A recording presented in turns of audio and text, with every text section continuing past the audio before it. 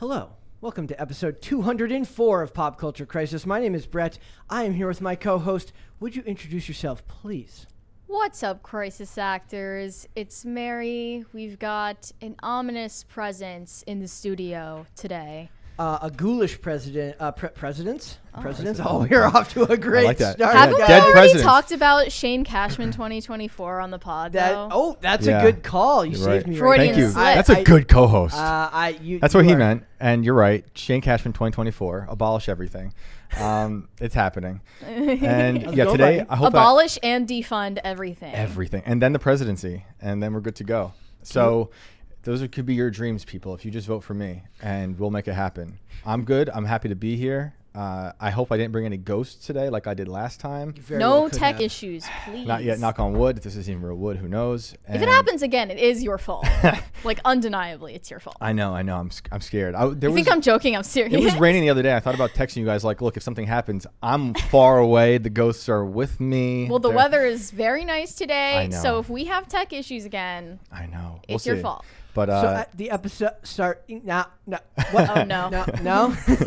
this is a setup. Yeah, it's a set. It's still. We're out to get you, buddy. No, I'm happy to be here. And for those who don't know, I write Tales from the Inverted World, which you should go watch on timcast.com right now. We just released A Wave of Evil Part 1. It's one of my favorite episodes. It's pretty messed up. That's a great name. Thank you. It's violence and misery sweeping across the state of Georgia. I mean, that's kind of depressing, but the Yeah. name is great. Yeah, I'm really proud of that one. Jessica and Alex have destroyed this season with sounds and art. So I hope everyone checks that out. And also, I'm just going to say it now in front of everybody. This is very important to me, and it's for the fans, that Brett should be taking his hat off for us all to see his beautiful blonde hair. I forgot again. Yep. Okay. We need it. They've earned it. Well, we planned to remind you on air, so you had the pressure with the audience watching. Looks great, buddy. It looks so good, except I wish it were a little blonder. But now seeing it with the money guns, they kind of match. There. beautiful. I forgot again. Each guest this week deserves to see Yes. the full glory of your blonde hair. Yeah. The hat is such a part of me that I don't do well without it. Well, now the blonde hair is a part of you. it's I hope fun. it lasts forever. That Is it a permanent thing? Yep. Yeah?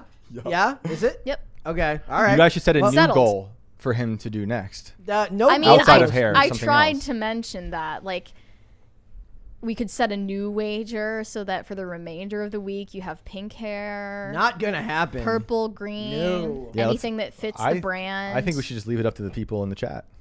Let us know. The will of the people. Exactly. If you Exactly. Ha ha. will. That was good. The OG fans will get that one. You're not a real fan unless. Speaking of fans, in Fandom, we've got a bunch of great topics today. We are going to talk about an article that discusses whether fandoms like Disney, Star Wars, Marvel, Warner Brothers, I guess, if you actually were excited about anything Warner Brothers doing these days, how they could be considered very cult-like in their behavior. And I thought we had such fun discussing religion and more esoteric themes last week. Why not do it again? But this time, put a twist on it where we get to make fun Yes. of Disney Star Wars nerds. We're going to look outward, not inward. We're not going to look inward this I'm going to week. try not to. No We're going to guarantees. shrink and forget. Yeah. What if I was a Star Wars nerd? What if I was? I would make fun of you. I would expect that. Fair enough. We're going to talk about that. We're going to talk about a very interesting article in which an actress named Diane Neal kind of takes Law and Order to task about the unrealistic portrayal of justice for victims of bad crimes that start with the R word, we'll say. I'm going to screw it up at least once before we get there. I'll end up We saying can just call it essay. How about that? That's fair. So we're going to talk about that, which I thought was very, very interesting. And then we are also going to talk about what was the last one? We're going to do Sam Mendes. He wants a woman to direct the next James Bond film. Boo! Everyone thumbs down. Yes. Well, yeah. Out of here, women. No, I'm just kidding. So we're going to talk about that, and I do have some more neutral takes on that, or at least I'd like to think of some more even keel. It's not going to be. That's not something I'd expect from you. Come on. There was a comment the other day that said I already know Brett's opinions before he gives them. So You know gotta what? be a little more Dang. unpredictable. I'm gonna be like, you know what? We should Hitting hire them. just women. Yes. Jamie Bond. Yes. All of it. And just broads everywhere. Yep. Just nothing but women.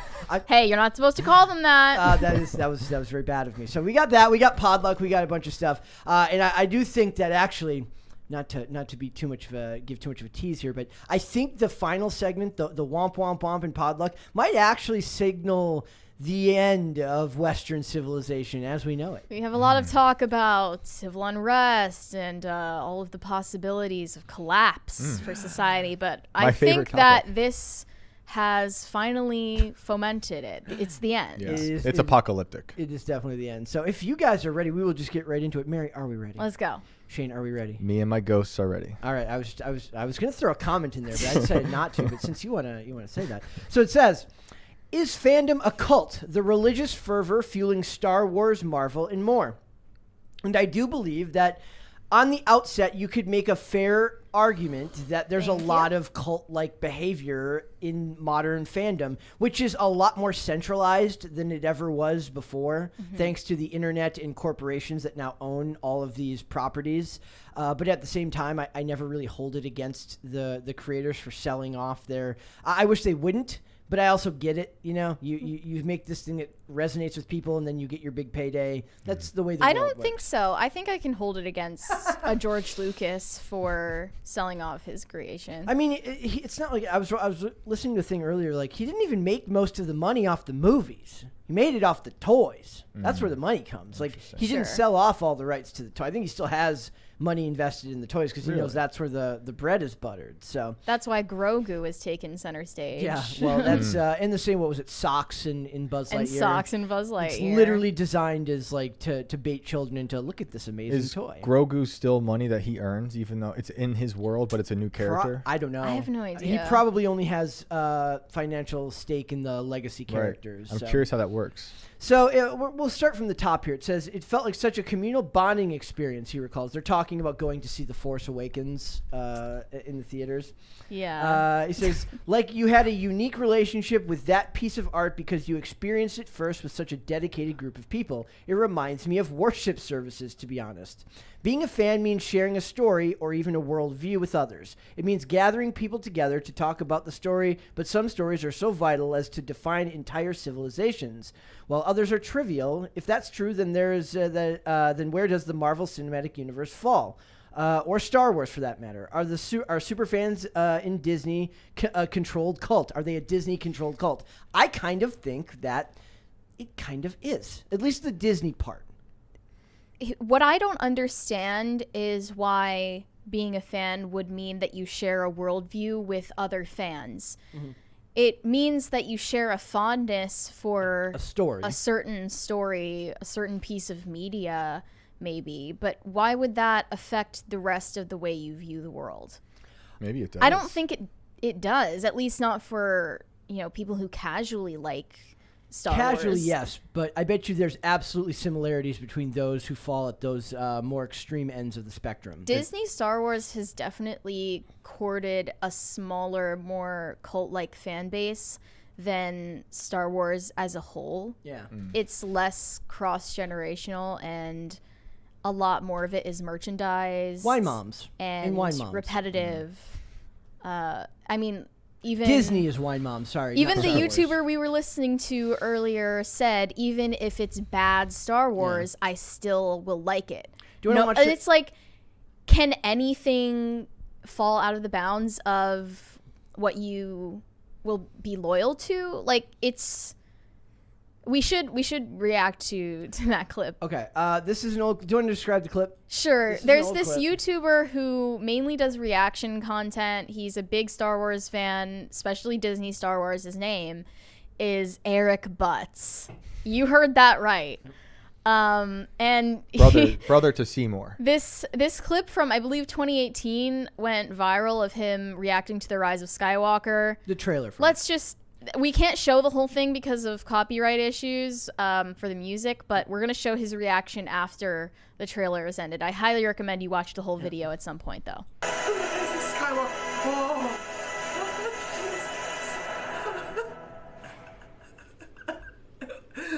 Yes. Oh my God. How do they make this more and more epic every time? How do they make this more and more epic every time? To me... So he is literally bursting into tears over a simple trailer. To be fair, trailers are designed to be emotionally manipulative. They are. The music. They're not manipulative. They Yes, absolutely they are. are. They Yes. absolutely They are. use are. emotional like scores Yes. to And they're cut be together. emotionally They're evocative. cut together in ways it's like the best But of everything. That doesn't mean it's manipulative. It's literally that's like saying all advertisement is manipulation. It's just selling something. It is all manipulative. First of all, that guy. Do you believe that guy? Do you think that's real? I think he plays up emotions for his YouTube content for sure. Like he had a tissue but ready I to go. also think that Reaction channels. I also think that lean it into comes it. There's from a nothing wrong with genuine that. place Yes, in there is. him because there are a lot of people who feel that strongly about Yeah. Disney Star Wars, as puzzling I get as that that. is Well, and it's the same to thing us with- who couldn't care less. the same with not couldn't care less. I care about what it means to the culture right now, and also this isn't just true of. It seems more of a Disney thing. Like I threw Warner Brothers in there earlier, but they can barely get their movies done without screwing everything up. And Disney seems to be a factory that just churns out product of less and less consequence every single day. Yeah, but the well- reactions remain Yeah.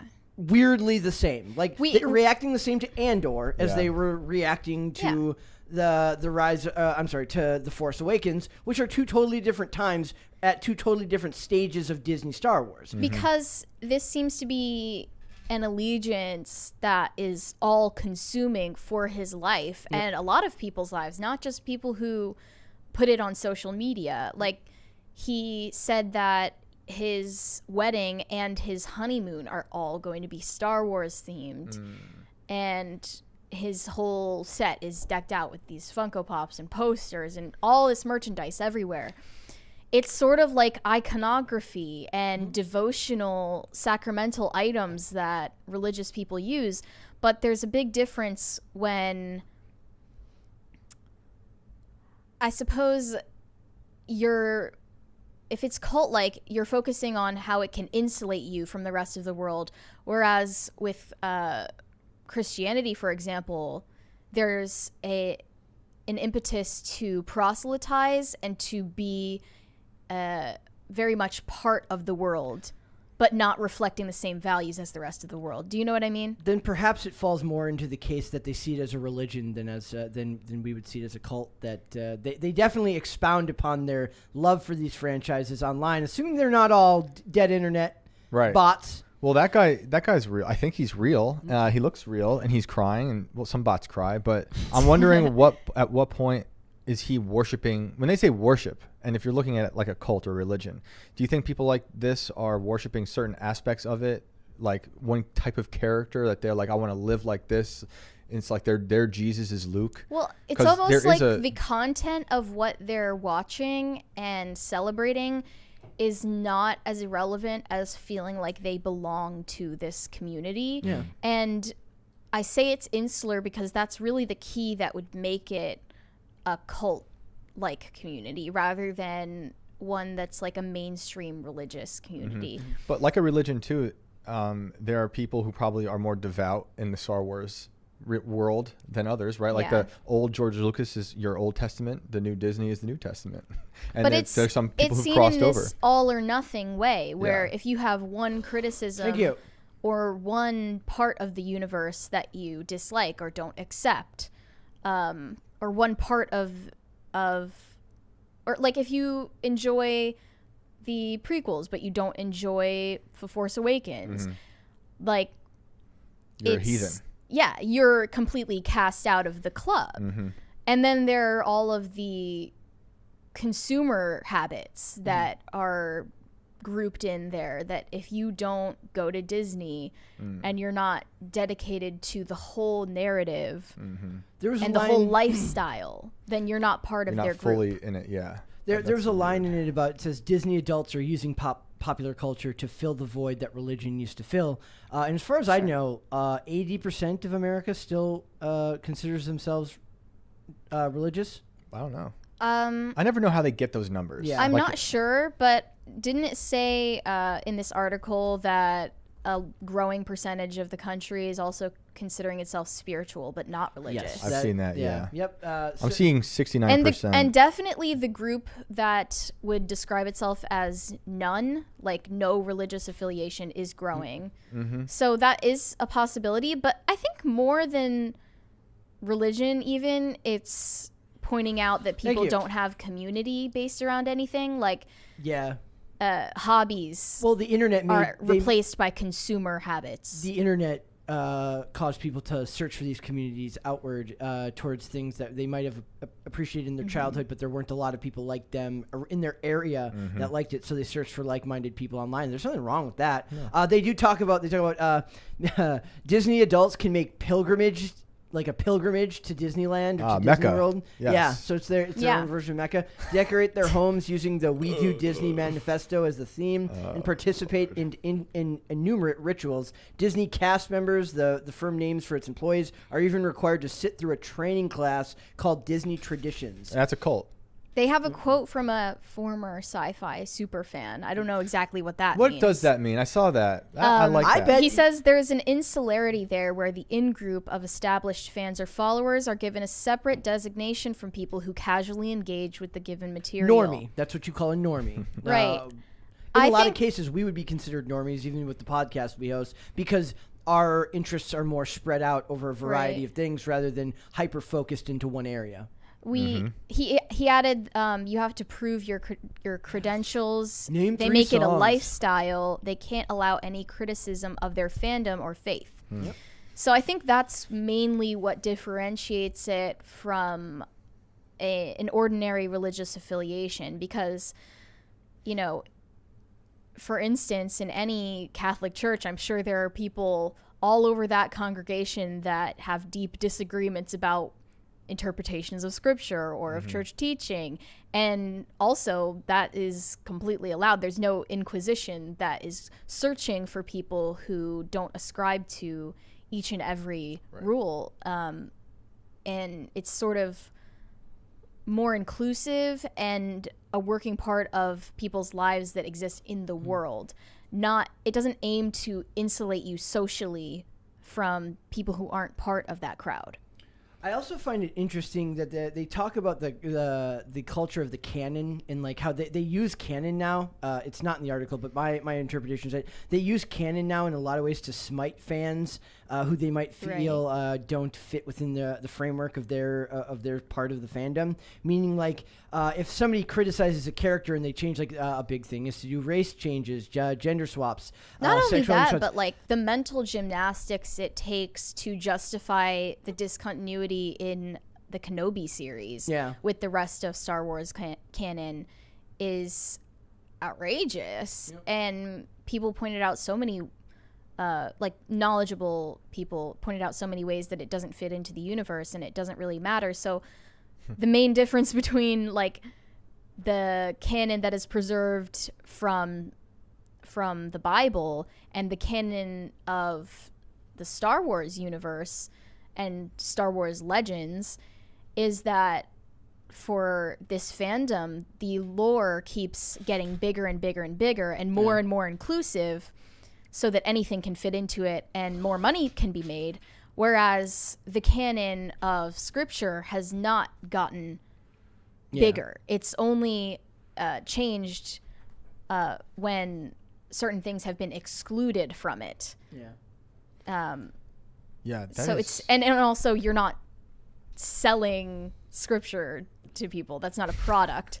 They also made Prosperity Church we talked about last time. There are people who that's are, a certain style of preaching that you're selling, though. It's a different interpretation of it. Yeah. There was also a really funny comment about like when they were talking about Disney and religion, about how Disney won't be getting tax breaks anytime recently, but they don't remember Reedy Creek and they literally are getting tax breaks.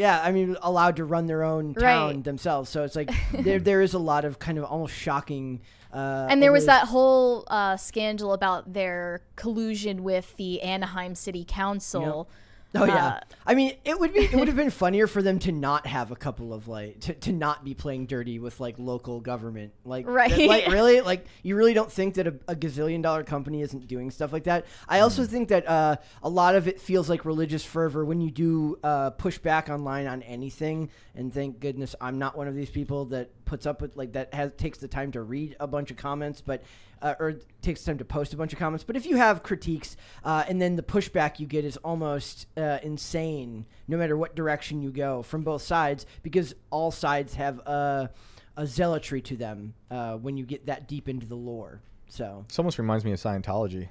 at this point. They reference that in here. They reference L. Ron Hubbard. Yep. Yeah. And started out as sci-fi. He was an author. Yep. And then they reference, but they also reference John Travolta, who they In classify Battlefield Earth. We should do a review of that. Battlefield Earth. That'd be funny. But they mentioned, but they say noted Scientologist, which is clearly supposed to, denote. Yeah. They also mentioned Heaven's Gate in here, which is such a. Mary would have loved that as like a flashback. Oh no, you like the early 2000s. You wouldn't have. 97's probably too far back for your peak interest. Too far back. I remember. Big. I remember when Heaven's Gate happened. I was young. It's a terrifying image as Yeah. a young person to see all those bodies. It says also, like mainstream religion, these rituals are steeped deeply in capitalism.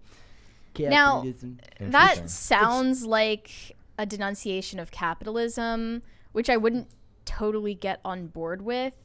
But it's undeniable that profit-driven mega corporations who acquire all of these different IPs are the driving force behind this. It's also phenomenon. funny that they say for Yi Wai, a Star Wars fan who requested anonymity, like is he afraid of like pushback? I like it. From the Disney fandom. I wouldn't doubt it. There's like a video of him with an obscured silhouette, and his voice is distorted. Yeah. That's the part of the reason people turn to fandoms in the first place. People don't have meaning in life and left religion as a whole due to capitalism crushing everything. So people need to resort to corporate media to fill their soul. So they left religion based on capitalism to join corporate capitalism. Okay. Okay. I don't get it. Like, I mean, really it comes down to the fact that people need to feel like a sense of belonging. Yeah. And if you're not able to find that in a church community or in your school or in your local area or even in a workplace, then you're going to find it on the internet these days. Do you feel like this speaks to a certain type of person who may not feel entirely comfortable wrapping themselves in actual contact with people in the real world?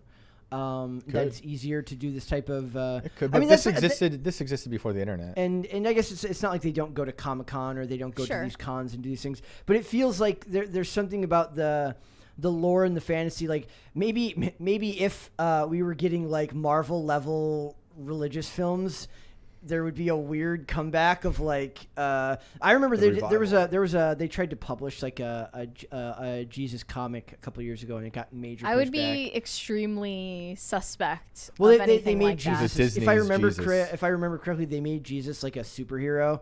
Like he was like that's who he always was, and like. Well, there are people who think that Superman and also Batman are like Christological characters. There's a lot of articles written about Superman being a Jesus allegory. Isn't Darth Vader kind of like Christ? Like in the movie, like he doesn't have a father. Well, he doesn't have a redemption arc. Well, he does. He does sort of. Doesn't he return to the light side when he doesn't kill Luke? Sorry, spoiler alerts. Yep. I've only seen Star Wars once, but they do give. I'm him not sure if that would qualify, but even then, like Jesus didn't have a fall from grace. Right. Right. Says there's no way to be there's no one way to be a fan, so it's hard to answer the question of whether Star Wars fandom is basically a cult. But looking at the fan experience through a different lens may be the key to keeping your interest from veering into an unhealthy obsession. I think that's a fair thing to ask yourself. Like, am I getting overly invested in this one thing? What would a Star Wars fan or a comic books fan do before the internet to have a sense of camaraderie with people who like the same thing as them? Magic. Yes. Local comic book store. Yep. Right. And then you would meet people and talk face to face and make connections. Yep. And you'd meet people that they know. And maybe that's even healthier because then you're actually having real world experiences with people, which feels like you're actually connecting on a level that's deeper than that of just superficial internet connection. And there's also some friction or resistance necessary to do that. You actually have to go out of your way to find people with similar interests.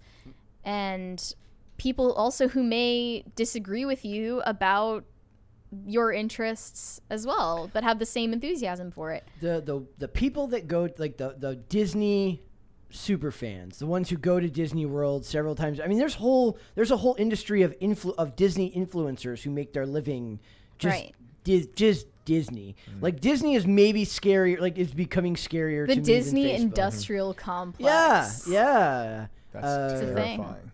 DIC. Yeah. Perfect. Yeah, and I wanted to also point out that there is sort of a false sense of competition between the different fandoms. Like, now that Disney has acquired Marvel, and now that Disney has acquired Star Wars, and people in these different camps feel that they're differentiated in some way, it's totally a fabricated sense of rivalry that they have between each other that both profit the mega corporation. It's like when people argue about Android versus Apple, and I just giggle. I'm like, really? Like, what do you? Right. Okay, I'm not saying you don't have a right to love your phone, but why would you actually give a crap what somebody else's phone is? It's ridiculous. I think a lot of the Disney types who are so overboard with it, they're just so like drugged on nostalgia. That might be the biggest, like the Kool-Aid is actually the nostalgia. It's not even that, because this guy that we showed, he's in his 30s, and he didn't grow up with the OG Star Wars. To be fair, necessarily. that's not necessarily true. His parent, like he might have had a parent that loved that movie and played that for him all the time, and so it's connected to his childhood. You have to be but from there's the time, an though. obvious kind of divorce between the Disney Star Wars superfans and the original fan base for Star Wars. I think what I was getting at doesn't like what they're doing with it is that people were introduced to these things in their childhood. When you have that kind of unbridled love for something, and then it turns into their whole identity growing up. They never grow out of it. And I think it's okay to love something this much, or not, maybe not this much, but it's okay to love something. But it's not okay when it becomes your identity so much where you have to have these, fallouts with people or the communities over the way it splits off. That to me is scary. And I get really scared when I see people online who are these Disney fanatics bringing their kids there. And because to me, it looks like a grown child bringing their little child. And like, who's raising this person? It's just a child raising a child. Well, we are in protracted adolescence for sure in this country. Is there anything you guys would consider yourself close? Like, what is the closest thing you would consider yourselves super fans of? Kanye. Oh, gosh. Kanye, but I disagree with him all the time, and my life doesn't revolve around him. But like I'm fascinated with his art, but like he does a million things as a person. I'm just like, ugh. You know, like I can disagree with people on albums and stuff, but there are people in the Kanye, I think, audience who are the types who, like Star Wars, stop liking Kanye after a certain album run, right? Like the first 3 albums, kind of like the trilogy of Star Wars. And then after that, it's like, no. I like a lot of his stuff all across the time. It's that and Mary Poppins. Okay, fair enough. But I hate Mary Poppins too. You know, I'm Old Testament Poppins, not New Testament Poppins. But that's it. But I don't use that to like view the world, you know, through. And I don't like adhere to any law other than it reminds me that imagination is a beautiful thing, which is what the first Mary Poppins is about. Mary? For me, like, I'm trying to comb through, and I don't think there's anything with current day relevance and continued development that I heard you only think about fashion I'm and death. Super fan of. Fashion and death. That's amazing. Wait, what? Fashion and death.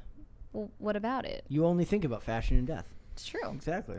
That's cool. I mean, but you have a certain. There's nothing I like that I can't criticize. Yeah. Yes. That's crucial. Yes, you have to always remember that. It's weird when you can't criticize something, even religion, which is why I think we talked about before, like Flannery O'Connor, devout Catholic. She criticized people who she didn't think believing right.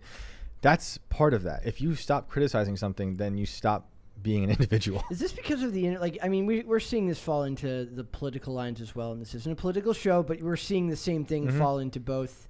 To both parties, right. and Yeah. we're seeing it fall It into is the same entertainment. I mean, another great example would be sports, but a lot of people have no problem considering criticizing their own team. They just don't like it when they lose to other teams, so it's not really the same thing. Yeah, but people, there's a fervor for all this stuff. Yeah.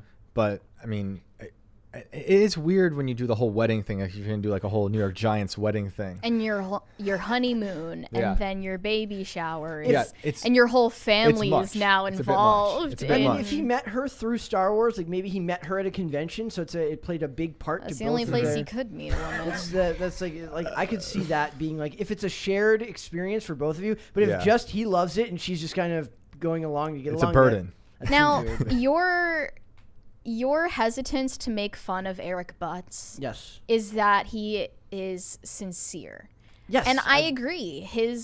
It seems that his expression is coming from a genuine place, and he is a sincere We have fan such a of Star different Wars. view of that video. But I'm not gonna deny that he overplays He's how overselling emotional he it, but is. you believe the way he I feels believe about the it trailer is does sincere. ultimately come from a genuine Right. place, like a genuine excitement, and that excitement is something I have contempt for.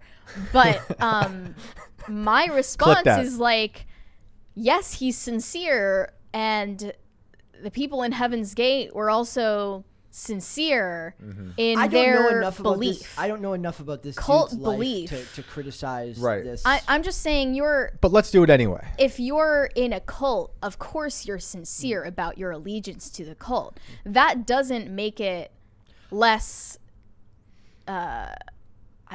despicable. See, that doesn't make it something I can't criticize. When that I he's sincere. When in I it. see him crying, so this is how old is that? 2018. Okay, so it's fairly new. I don't know. I saw one Star Wars in the theater like in the last few years. Was that I think it was a one-off one they did. I forget what it was called, but it doesn't matter. Rogue One. Okay, yes. Okay. When I see this, I also feel like maybe deep down he knows it's not that good and he's overcompensating.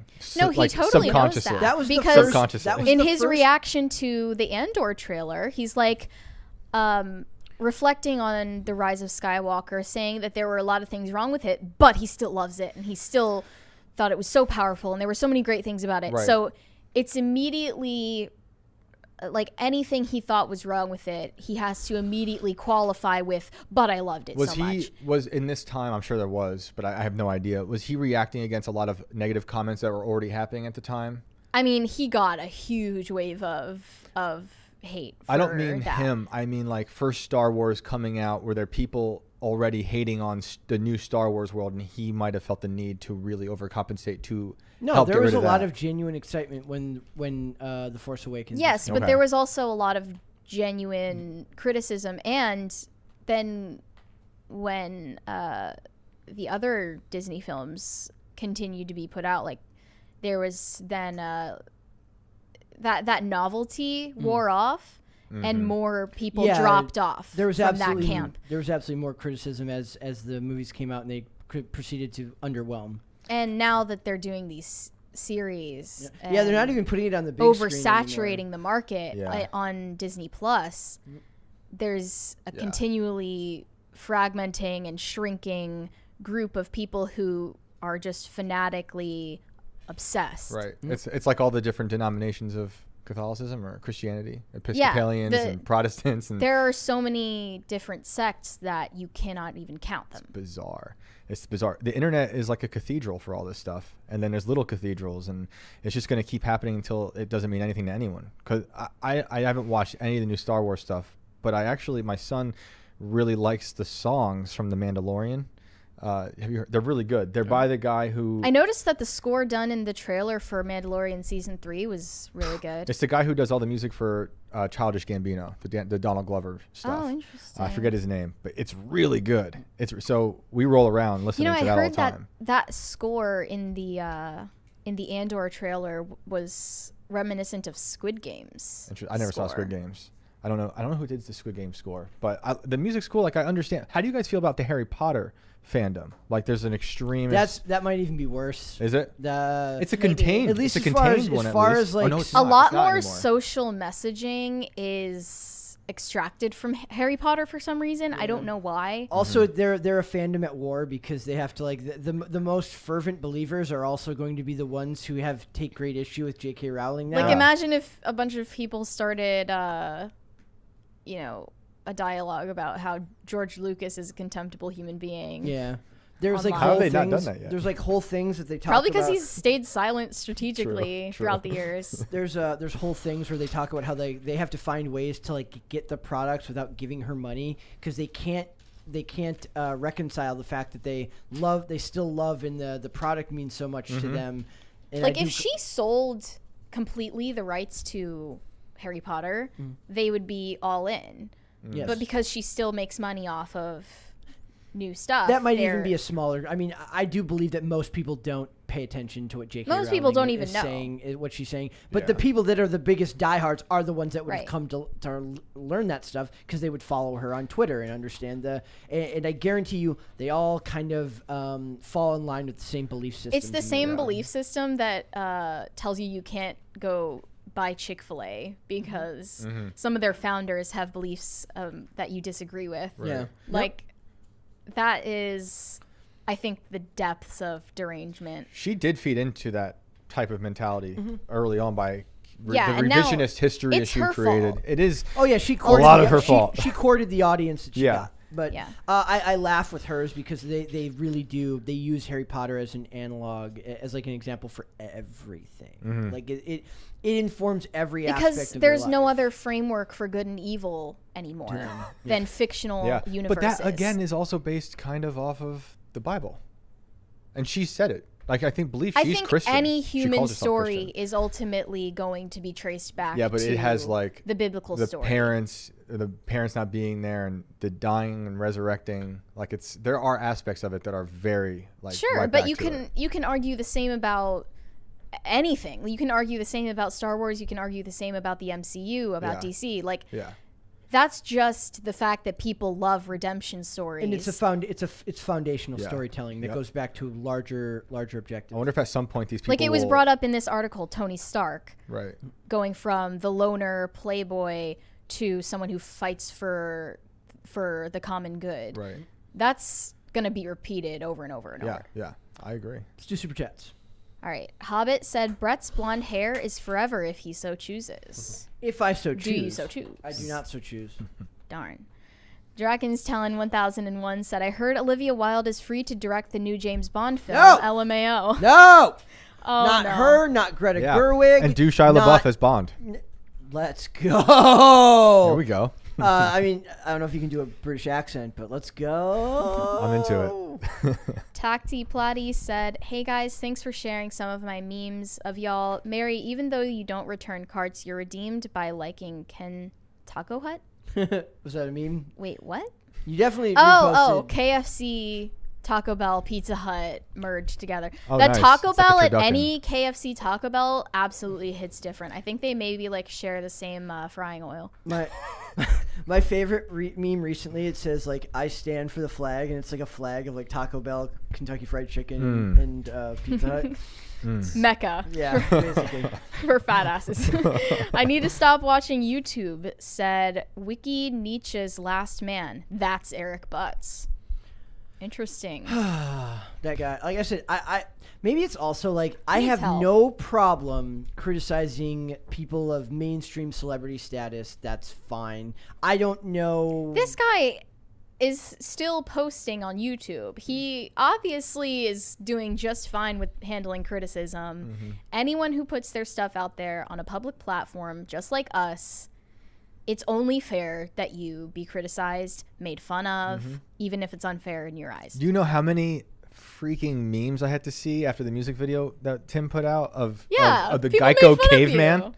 I've been calling myself a caveman my whole life, so it doesn't affect me. Yeah. I collect them and I laugh at them. But yeah, if you're out there, people seeing your face on the dirty cathedral that is the internet, it's bound to happen. Dirty Cathedral Wow. sounds like a great band name. You want to start it? Let's You guys? go. That sounds like a record label too. Let's do it. Dirty Cathedral Records. Center Conservative Mom 98 said, I hate how artistic movies are always thrown on the back burner for things like Star Wars and Marvel. They put out crap, and masterpieces like The Northman or Last Night in Soho are totally ignored. They're not as marketable. Right. Like, are we going to get a sequel to The Northman? Doubt it. Northman 2, Electric Boogaloo. I mean, Let's go. I'm happy to see studios that do weird stuff do well enough to maintain themselves. Like I like a lot. A24 I was just gonna say, does like fine. The Lobster was one of my favorite movies. Or what's the crazy one that the vampire did? Robert Pattinson at the lighthouse. The Lighthouse. Lighthouse. I enjoyed that too, as disturbing as They it should was. make Robert Pattinson at the Lighthouse. What is that movie called? They should- Oh, screw you. They should just remake it in the White House and just call it the White House. Yes. Oh, that's a really good parody. They wake idea. up and they're the president and It's vice just president. Joe Biden Yeah. and Robert Pattinson. Caper2X said, Church of Marvel? Blasphemy, you blonde DC heathen. I am no such thing. I am just here. I just exist. I'm not a heathen. I need to stop watching YouTube said if you're going to cry over sci-fi, choose Dune. You know. Well, Dune is not nearly as big, but maybe one day. Yeah. I never watched any of the Dunes, and There's another one coming out. I like the idea of Dune. Two directors that I love dearly. One did it and it failed, and the other one I don't think ever did it. Alejandro Jodorowsky back in the day. I think he was supposed to do the first one before David Lynch did it. So I like the idea of it being a movie. Did you guys like that movie? I forget the new one. I didn't care. I didn't see the first one. We went and Tim walked out like halfway through. Walked That's right. out? That's right. Why? Because it's boring. Just because it was boring? It is extremely boring. Like nothing even happened. It It was is just like, extremely I boring. can't That sit makes through me this wanna see anymore. it. It's beautiful. It's beautifully shot. I thought like Thor: Love and Thunder was boring, so maybe Dune would be good for me. Denis Villeneuve is an incredible director. If you guys haven't seen Sicario, go watch Sicario Love tonight. Sicario. Tonight. The writer of those movies is one of my favorites. He's the guy who does Yellowstone. Taylor Sheridan. Yeah, amazing. Yep. Amazing. He's like him and Costner are doing their own thing now. Yeah, it looks good. He's a great writer. Did you see that? No, never mind. What? Actually, given the next comment, I'm going to leave that one off. Let's go. Let's go. Okay, Caper2X said, Mary, we went to comic stores, conventions, and the comics letter page, where we received the word from the man himself, Stan Lee, make mine Marvel. Hi, Shane. What's up? Hi, Shane. What's up? Yeah, I was thinking about this during Stranger Things when that first came out, seeing the resurgence of Dungeons and Dragons and reminding me of we had like one little CD store that sold Magic the Gathering cards and stuff like that, and you'd go there and meet people. I never played those things, but a lot of my friends did. And Critical love Role that. played a big role in the resurgence. He had a critical role in. Yeah. There's a YouTube channel called Critical Role Okay. where a bunch of like famous people who like famous celebrities who like Dungeons and Dragons. They're actors and voice actors. I think I've seen some clips of that. Yeah. That played a big role in. Right. They A actually critical have role, maybe. Yes, you could say that. Sorry. Touche. And that got pushed into Touche. like they turned it into an animated series on Amazon Prime called The Legend of Vox Machina, which is based off the first campaign that they did on that Interesting. YouTube channel. Was that a Dan Hartman thing? No. Oh, okay. Oh, 'Cause maybe. I thought don't know. he was doing something like that too. That was animated, but yeah, I've seen clips of some of that stuff. No, it's good. It's good when people get together and do things in real life as real people. No, I 100% agree with that. Like, it's much better if people are actually out in the world. Yes. Michael Aleo said, if I had a nickel for every time I heard this isn't a political show during this show, I could buy this super chat. $5. That's $5. That's a fair amount of nickels. I think you're the one who says it. I don't say it. I say it. You do. I draw us back in and remind myself, hey.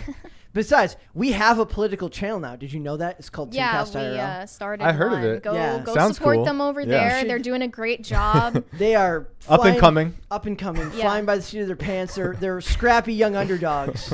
You got to applaud them for it. They're doing a lot with a little over there. Love it. Love to see it. Shinobi Strongside said, with AR, XR, and artificial intelligent deepfakes, anyone can watch the same movie at the same time on the same screen and actually see themselves in the movie and literally be part of that world.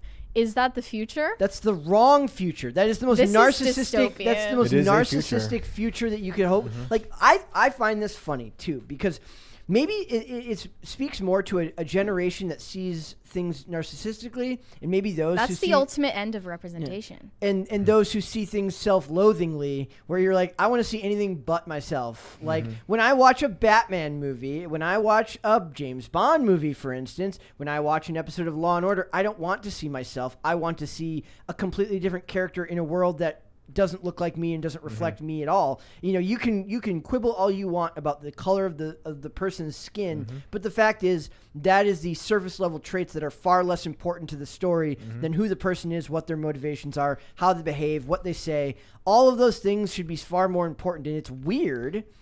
Do you think some of this might go back to the fact that we have phones now and we're literally looking at ourselves all day long? I'm sure. But it's always been like that. Thank you. Nice. It's always been like mirrors did it. Like Well, people yeah, just but- like themselves. but you know- Vanity's ancient. It's ancient. But that's a thing. Like I know I had a friend who the whole time before that was interesting. Like he was that I went through rehab with, and he said he didn't own a mirror until like 5 years after he got sober. because he couldn't look at himself. Interesting. Like he could not. He'd get ready for the day, but he didn't have like a mirror in his room or anything like that. Yeah. Thank you. Thank you. And I think that there might be something to that. That people who can look at themselves all day long and not get bored need to see themselves represented in the character that they're seeing on screen. But it is weird to me. Self-loathing is an essential part of narcissism.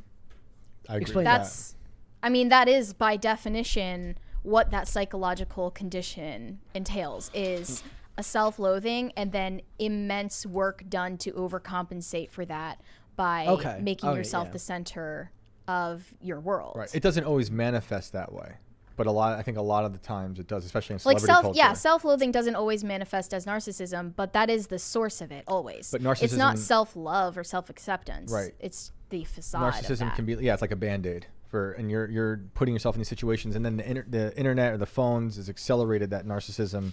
Because now you can live in a world where you can filter your face into anyone you want to be and look beautiful, take away any blemishes, and I think that stuff is disturbing. Oh yeah, I mean even the filters alone on phones are helping people develop complexes that Snapchat started that. Yeah, well even like I remember somebody pointing out like once they're like I don't ever put filters on my pictures. Like that was like an accomplishment. Like just that is dystopian. I don't wear makeup. Weird. Like it's the new I don't wear makeup. Yeah. It reminds me of something I wrote for the last book for Timcast. And it was, was for Tales for the Inverted Tales World. You can get this book at invertedworldbook.com, actually, volume 1. It was these mouse experiments where they would put all these mice in cages. Remember that? Oh, I listen to IRL sometimes, and so yes, I know about this. And yeah, it was we talked about it a lot last year, where there were, at a certain point, the population of the mice in the cages would grow and there'd be no more space left. And then these things called the beautiful ones would emerge. And there were these mice that just stopped mating, and they would groom themselves, and then they would just become the beautiful ones and not care about anything. And then that would happen. It would be like a signal for the collapse of that civilization. Are we there yet? Sometimes it feels that way. I don't know. It does feel that way. Waffle Sensei said, I enjoyed the prequels. I thought they told a good story about brotherhood, loyalty, betrayal, and the hubris of the Jedi. And Ian isn't here to yell at me for it. Ha. Well, I mean, Ian would probably love to be here to yell at you, but Shane can yell at you. Yeah. No. Country Todd said, first time watching live on a 4 a.m. road trip. Wow, that's awesome. Sweet. Drive How safe. far away are you? That's far. I don't know what that currency is. $2? Maybe it's Australian? Australia. Is It there, must be because he's 12 hours behind us. So, all right. hello. Like, awesome. it's like, or it could be Austria. Yeah. Oh, yeah. I have no idea. Drive safe. How far? I don't know how far. What the time difference is between us and Austria. Not as big. I only know about Schwarzenegger. That's all I know about Austria. Center Conservative Mom 98 said, my best friends rewrote the Harry Potter scripts and called them Harry Tales. I was not allowed to watch Harry Potter. I thought it was legit. I wasn't allowed to watch Harry Potter either. Finally, someone who can relate. I cannot relate. I did love those books. Not only was I not allowed to watch Harry Potter, I didn't know anyone who was allowed to watch Harry Potter. We grew up in very different worlds, you and I. It's why this works. What were your things from your childhood that you liked that were out from Hollywood or something like that? I mean, I wasn't allowed to watch certain things arbitrarily, like the Disney princess movies. I was not allowed to watch, but I was allowed to watch everything else from Disney. Can you tell us why that is? Like why one but not the other? Just completely arbitrary. Like, I won't pretend there was a rhyme or reason to it. We don't want her to grow up to be a princess. It's just that, like, in the 2000s, I guess there was a bigger culture of like moms against Disney, moms against certain like corrupting media. Tipper Gore and the moms again in the that was still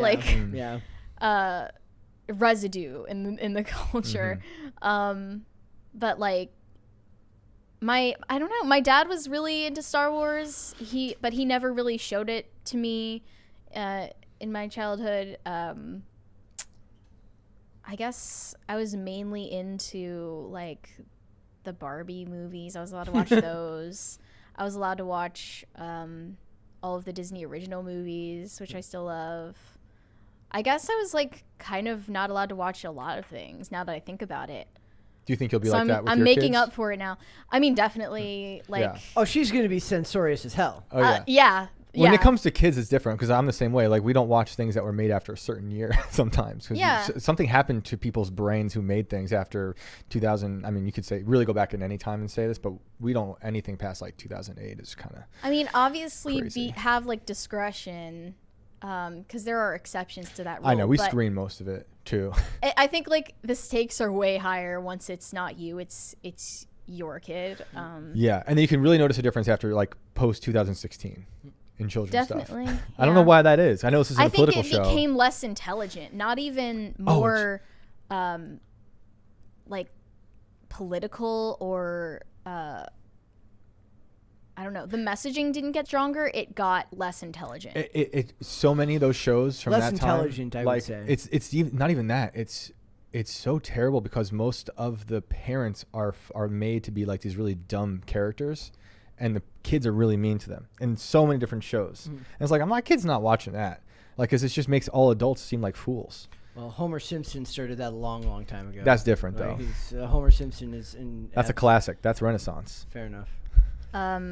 Rhaegar, asker of what a recession is, That's an amazing name. said, "Have you guys watched the Nerd Crew series from Red Letter Media? It's a parody of Collider, Schmoes, No, and other franchise hype or corporate shill channels. I can't remember when I last laughed so hard." I used to love Collider back in the day, like listening to Collider stuff. It's all kind of awful now. There is a hilarious video from Razor Fist where he does every wrestling podcast channel ever, and it's the greatest. If any of you have watched Razor Fist, you have to watch this video where he basically does like, it's like What Culture, which is a wrestling, like they review WWE and all these things, and he does this hilarious, like, because they're all like British channels or English channels, and he does this hilarious British accent the whole time. It's incredible. You have to go watch it.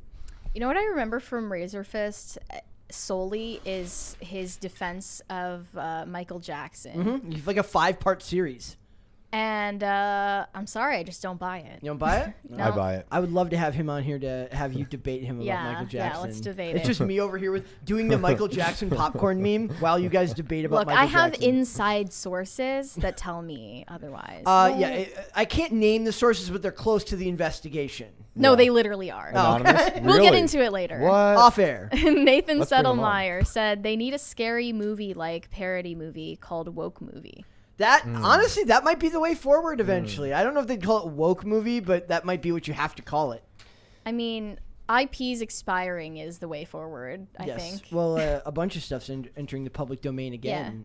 Batman in like the next 12 years or something like that. wow. Let's A bunch go, Renaissance. Wow. Francisco Sanchez Jr. just sent a shopping cart emoji. Can't imagine why. Weird. Tiger Ginge? Maybe Tiger Ginge? Oh, you missed one from Nicholas Whitmore. Oh, Nicholas Whitmore said, major IRL and Tales from the Inverted World fan. Yeah. I took a minute to get that. Shane, you rock. Oh, thank Have you. a party from a combat medic vet in Maine. Brett, the hair suits you. Keep it, bro. Agreed. It leaves me speechless. He said that in all caps. All Speechless. caps. It's yes. beautiful. Yes. Well, everybody. Well, everyone I mean, in not real to- life and on the internet has been complimenting this I new know. hair color. I'm gonna fight it and pretend that I don't want it, and then just. Oh Hold yeah, on no, to it, he bro. walks around this place glowing See? with, Nope. with his hair. He loves it. He loves it. But I still have a hat on all the time. But you can still see. You'll it. get used to it. I think you like it. Tiger Ginge or Ging, I don't know, 66 said, had 3 double shifts in a row this Wow. week. Whoa. Luckily had a few PCC episodes banked. Thanks for keeping me sane, fam. No, that's No that- problem. that is That is like- grueling. That is, and that's how I remember. Like one of the hardest things for me to do would be like when YouTubers that I loved would make new videos, and I'd have to like put them in the watch later thing because I either forgot about it altogether or I didn't have the self control to not watch it when I needed to save that stuff for work. So to be able to do that for other people is like kind of like the biggest compliment That's ever. awesome. Agreed. It's awesome. Rascal King said, Rascal King's religion is Rascal King. That couldn't have said it better He's myself, my friend. becoming my Self-love. favorite super chatter. I almost picture him as Carter. I want to know who the rascal. Yeah, I wonder. I what feel the, like it's Carter. the hair because of Carter's hair. Only because Carter admitted that he wants to dress up as a rat King for Ooh, Halloween, and it reminds me of Rascal King. Let's do one more, and then we'll move on to the next topic, and we'll save from there. Okay. Bobcat said, "Have none of you read the Dune novels? What is wrong with you people?" I don't know. Tell me. I haven't. I'm sorry.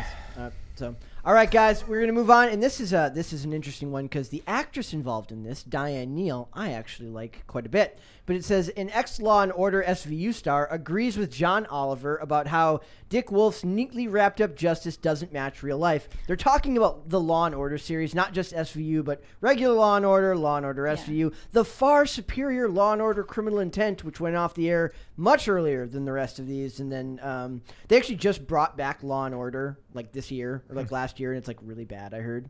Like it's that super post-COVID resurgence. Yeah. People thinking that they can get the same feeling they did back in the old days. You can't do it, man. You can if you watch old stuff. I remember we had an incident here a couple of weeks ago where a super chat, like we lost super chats because like the power flickered. You might have been here. Yeah, I remember. So I remember that we had got a super chat that I ended up not reading because when you're in the middle of the show, I forgot there was one that like I read but then forgot that they sent and it went away, where the guy said, "I finally started watching NYPD Blue, Brett. Great suggestion. Go watch old stuff. New stuff, garbage. Old stuff, incredible." It's interesting. I'll say I'm not the biggest fan of John Oliver. That's to say the least. Go figure, yeah. Diane Neal, for context, played Casey Novak in SVU. One of the ADAs. She watched John Oliver's deep dive into how law enforcement TV shows have portrayed law enforcement and often influenced the public to have a more positive view of law enforcement when and also a more positive view if you don't interact with them, a less positive view if you actually do. How do you know? What I'm saying is like, okay, it gives you a rose-colored glasses idea of what it's like to be in law enforcement or work work in the criminal justice system. But then when you actually interact with them and you realize they're not necessarily out there for justice, and that's not me criticizing them. If you're in it, you're going to understand the pitfalls of a fictional show, but if you're not directly interfacing with these people and how the justice system works, a TV show is undeniably going to influence your view of it. The Antifa people would have called it propaganda. That's what they call that. Right. And I will say John Oliver's exploration of this actually rang true in a lot of ways, even though I don't agree with all of his reasoning about it. Should we play the first clip? Sure. Okay. There was a podcast that he used in his segment from Warren Light, who was a former executive producer of SVU. We might get copyright on this, but well, as long as it's not the show itself, just the timestamp is 3 minutes 20. Yep. We've also found out over time, and this is a little anxiety provoking for me, that a lot of cops aren't trained in how to do their job in cases of sexual assault. And a lot of cops get a lot of their information from watching SVU, which a lot of police departments don't have the time or the money to put people through formal training. Reminds me of a little movement they had going on in 2020. I don't know if you heard of this one. There was a bunch of people going through cities shouting a slogan called "Defund the Police." Have you heard of it? No, I don't remember this. Nobody? I was asleep. Okay. It proves the lack of logic behind that type of belief system, but it goes to show. There's also the reality that throwing funding at things doesn't automatically work. Yep. And I totally understand that training for these investigators falls short, and it's unfortunate that they would get training from TV show on how to do their real life job. But where's he getting that from? Yeah, that just sounds like anecdote, because I happen to know a bunch of police officers in New York City, and like they would look at SVU and laugh, I think. Yeah. And like my grandfather was a cop, like he would look at he liked watching cop shows, but he would laugh at them a lot of the time, be like, that's ridiculous. If you watch this full segment, he does provide quotations from actual law enforcement and They say they learn from SVU how to do and things. from the victims of That's assault who say ridiculous. And that should scare it you. influenced Yeah. the way that they went about reporting. That's ridiculous. The cops say They're- that? I got to watch the whole bit. 'Cause Well, that's insane. There's a long history actually of law enforcement being involved in how they're portrayed in media. So like, Oh yeah, they have they have Dragnet advisors on is what set. he begins the segment with. That in 1951, they received authentication from the LAPD in exchange for free usage of like cop cars and their Now the movie studios have so much money they don't need to do that. well, That's- sure, that's but the funny like part. back in 1951, I'm sure that was like a fair trade, right? So they would kind of have leverage over the way they're portrayed. If Dragnet had portrayed the cops with, I mean, even just making mistakes, but also intentional corruption, they wouldn't have had that agreement anymore. There are plenty of cop shows that do corrupt like storylines that involve corruption, but it's not the necessarily the baseline of the whole show.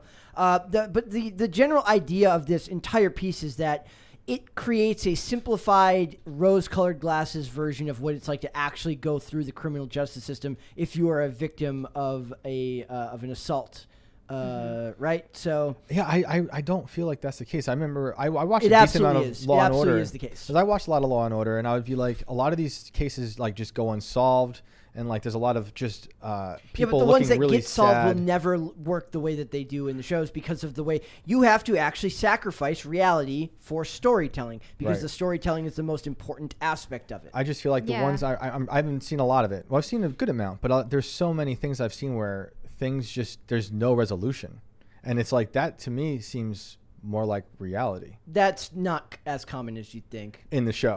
I don't know about Law and Order, but in general, that plot is far less pursued than most of these storylines, right? What John Oliver said about that is he said Law and Order cannot reflect the reality that, you know, a lot of cases go unsolved. Yeah. He said it would be unwatchable. Nobody wants Right. to watch a show where 97% of episodes end with two lawyers striking a deal in a windowless room. Yeah. And then you get to watch the defendant serve 6 months and struggle to get a job at their local Jiffy Lube. The person who's responsible for Law and Order and its brand is Dick Wolf, and he knows exactly what he wants his shows to do and, importantly, not to do. So Dick Wolf has repeatedly said that his show is like an advertisement for joining the force, that he's unabashedly pro-law enforcement. Right. And Go watch Blue Bloods also if you're looking for haven't. a cop show. I recommend. I could give you about 10,000 recommendations for cop shows. But if you're looking for a procedural that I think is better than Law and Order, is Blue Bloods, especially the first 4 or 5 seasons with Donnie Wahlberg and Bridget Monahan, Right. Tom Selleck. Very, very, very good. And that's about as pro-law enforcement of a show as you can get. But one of the themes of that show is that they handle a lot of hard topics, racial profiling, in law enforcement, excessive use of force. But they tackle it from a way where every different character in the family has their own perspective. And they have almost every scene has one scene where the whole family eats dinner together and they kind of debate over what these issues are, oftentimes becoming very heated because they're very heated things to talk about. Right. It's very, very interesting if you're looking for a more mainstream level show for something like this. I think everyone would enjoy those, especially those first 4 or 5 seasons. SVU also shows the law enforcement using excessive force on suspects. I mean, all of them really And it's not shown to like shine a light on corruption. It's to glorify it.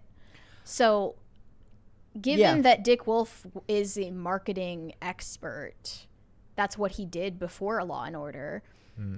You can see the angle that was pushed in that show and its spinoff. And the number one thing that I've noticed in most of these shows is that they've all sort of start to believe in that the means to an end, that becomes like a thing. Yeah. That's a very common trope, which Then glorifying the violation of people's civil liberties yes, as absolutely. the only way to reach justice for victims. Yep. When in reality, that goes somewhere we don't want to go. Exactly. Fast. And then that breeds less relatable characters on both sides, because the only way you can have a bad guy that you're okay with having their civil liberties completely violated just for a confession, thank you, is to make them reprehensible in every way, shape, or form, which doesn't lend itself to interesting storytelling at all. This was like a conversation that happened with 24 too, right? Like how all the torture scenes that would happen to get someone to talk to save the country or the world or whatever, and you kind of had to, you were oddly rooting for them to happen, but in the real world. Also, I want to point out that the same thing that this the red and blue is weirdly fitting. It is very the Law and Order discussion. We're getting pulled over. It is one of those. They point out that what this does for law enforcement, CSI also did for forensics and prosecution. Everyone on a jury expected that there was going to be some perfect amount of DNA that showed you exactly who the bad guy is, so that they can point at that person and say that's the guy that did it. And most cases don't have that evidence. Those cases, that's my favorite thing. CSI Miami, every case is solved in a day. They never change outfits. It's like that's about tying up the narrative in a bow, and we understand why they do it. It's not even an indictment of the show or its creators or its fans. It's just the reality. And I mean, we can say don't let TV shows influence how you view the world, but that's literally impossible. I think that's a problem. I think like it's kind of that porn has done the same thing for romantic relationships for young men, making it impossible for them. True. So that they have a harder time connecting because their brain has been overstimulated with something that literally they can't break. So if we look at that for society, that's a problem when we can no longer what can be done to mitigate that? Watch less TV, or watch Police Academy, or have parents that are able to explain to you this is not the real world. But even then, does that work? I don't know. So I want to play this clip of Mariska Hargitay, who played Olivia Benson in Law & Order SVU, because she had something really positive to say about this exact phenomenon. Okay. The show's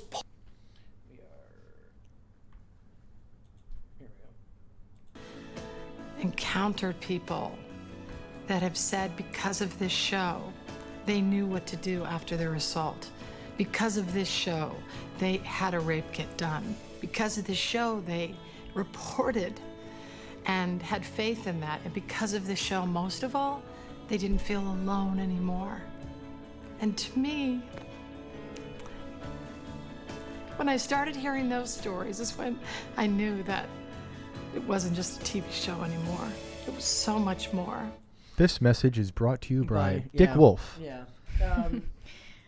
I mean, I'm sure there's truth to it, though. Yeah, there is truth to it, sure. But also, should it give victims or the people in the personal lives of victims an idea that justice is always reachable and give them a false sense of hope when really, like, the people you encounter, even your own attorney, are so jaded and cynical after seeing case after case go unsolved. Is she talking about finding justice, though, or is it just like the just going forward to the authorities and saying this happened to me? You know, like I feel like that's different than giving people hope. Although I think the show might have done that. It's not showing the dark side of that, I think. Yeah. And So that's this is the problem that it's inherent to it. And we're not going to call for them to change the show and make it more realistic. I don't want it to be more realistic. It only needs to be pointed out. This is like you were saying with CSI and all that stuff. This is just escapism. Yes. It almost seemed like Diane Neal was apologizing for how the show portrayed it to victims. She said, if Olivia Benson were real, there would be a lot more justice. I'm embarrassed to admit I used to think the way it worked on the show was like real life. Then I found out the hard way that I was wrong. Thank you for sharing the story of your real experience. I am sorry. Yep. That was a person who said that they reported him. The cops didn't believe them. But you're also being told the story of one single person, and there's a world full of cops, all of which have different life experiences, different approaches to the job, some good, some bad.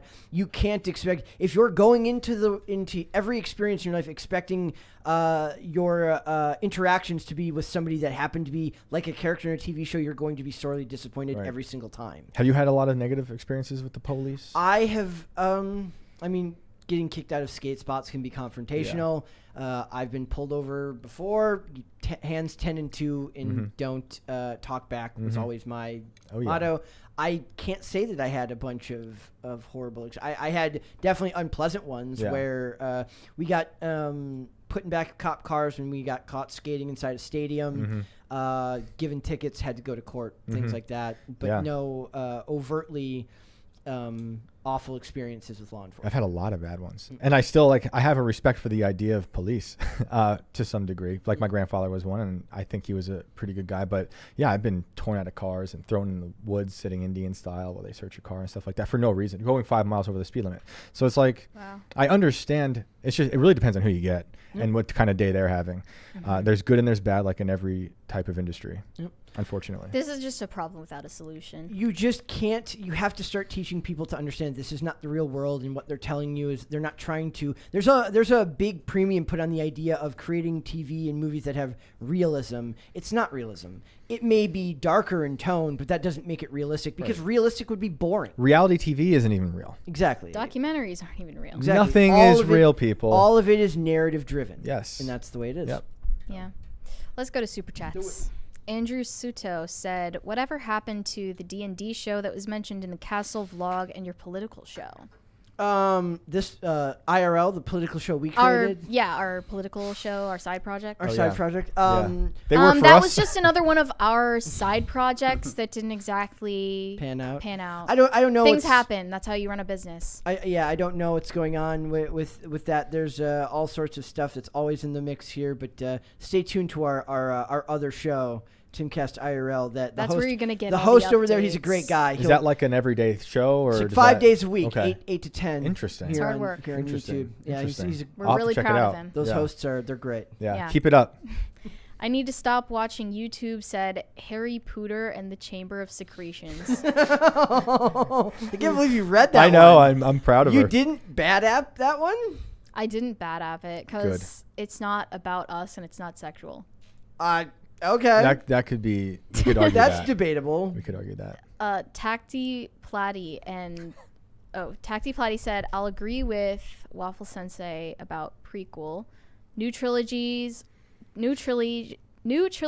absolutely garbage. I'd rather rewatch last season of Game of Thrones again than the new trilogy. Oh man, that's wow. That's what's the opposite Was the of last high season praise? of Game of Thrones really that awful? Yes. You can. Benioff and Weiss should have been like banished from Hollywood because of that. It was a joke. You don't agree with that. Wait, right? who was that? Benioff and the guys who did that last season.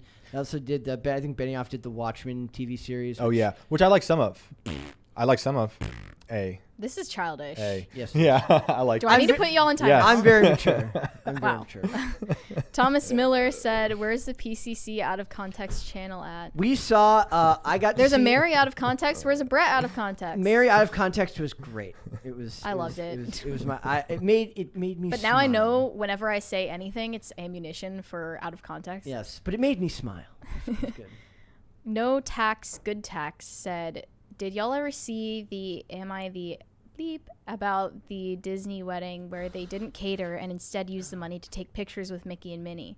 I saw that. I did too. Yes. Yeah. Oh my god! Like that is like you are a literal child. You are an actual child. Is it just like people who, in their childhood who didn't get to have those type of experiences and they want to create it in adulthood, or what is that? Could be that, or they never left childhood. The other funny thing is like Disney is increasingly like pushing these people away because they're making everything so expensive that only the richest of people can afford to go there anyways. $5,000 Disney Star Wars cocktail on a Disney Star Wars cruise ship.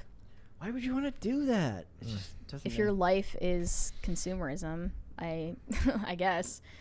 Nathan Settlemeyer said, I wasn't allowed to watch Harry Potter either. Wife made me watch it last year. In the bank scene, I asked her if the bankers were supposed to be Jews. See, that was a huge controversy, but I don't know if they were. I do not believe. I'm going to give her the benefit of the doubt and say, look, it was the 90s. I don't think it was there on purpose. As someone who grew up Jewish, I did not see them and immediately think those are my people. I didn't it took It's also years. weird to be the one who points out that comparison. Yeah. Because you're the one who went there They look first. Jewish. Yeah, you must have seen. Yeah, you're just showing how you feel about Jews. That's at that what I point. talk about. I always talk about it's a weird form of pareidolia in the world where people see what they want to see. It's like looking in a cloud and you see something that's not actually there. So you depending on what your world view is, what your life experience is, it colors how you see everything. Yep. So somebody who looks into that, maybe you should turn your thoughts inward and Right. look inward at Yeah. what did Crazy you, concept. what did you mean? I see noses and money. Come on now. That's a great out of context clip right there. Oh my Shane God. Cashman out of context. We don't need Let's that. Go. We don't need Hobbit said, growing up, my dad actually sat down with me and watched the first Harry Potter because of the satanic craze. We are Christians and enjoyed it. I've heard good things about Harry Potter from Christians. I think maybe it's that I grew up around Protestants while Catholic, and they all have a problem with anything that depicts magic and also with Halloween. Every Halloween, I didn't know anyone who was allowed to trick-or-treat. I was always allowed. You were able to do that. Yeah. Oh, thank God. Well, originally it was a Catholic holiday. right. So I think it should be, perfectly Were your friends permissible. jealous? If I you don't were gonna know. Go out? I'm I don't know. curious. I Did think you they just do eat like buckets of candy in front of them and just taunt them? This Reese's peanut butter cup is delicious. I wasn't evil back then. That was before the incident. You had not. Oh, Nice. I forgot about That's some Mary lore for y'all. Jay Murray said, "Hey, heads up. When listening in my car, Ghosty's voice is super loud and Blondie's is low. I don't even know who is who Whoa. anymore. Like you I could be guess I'm Ghosty, but you're ghosty. but I'm You're also Ghost Girl. Ghosty, but I'm Blondie, but also you're Blondie. Oh, true. Damn it! I just turned you down. I don't know if I was supposed to do that. Don't do that. Don't do that. Put it back. Put it back. Can you hear me now? And Blondie's is low. Got to keep adjusting volume. Didn't know if it's a tech issue. If it's a tech issue, then it's It's ghosty. possibly Ghosty's fault, but Could I be don't know Ghost. if I'm Ghosty. We don't know. So- You're a ghost girl. I'm Thursday Please- ghosty. You're full time ghosty.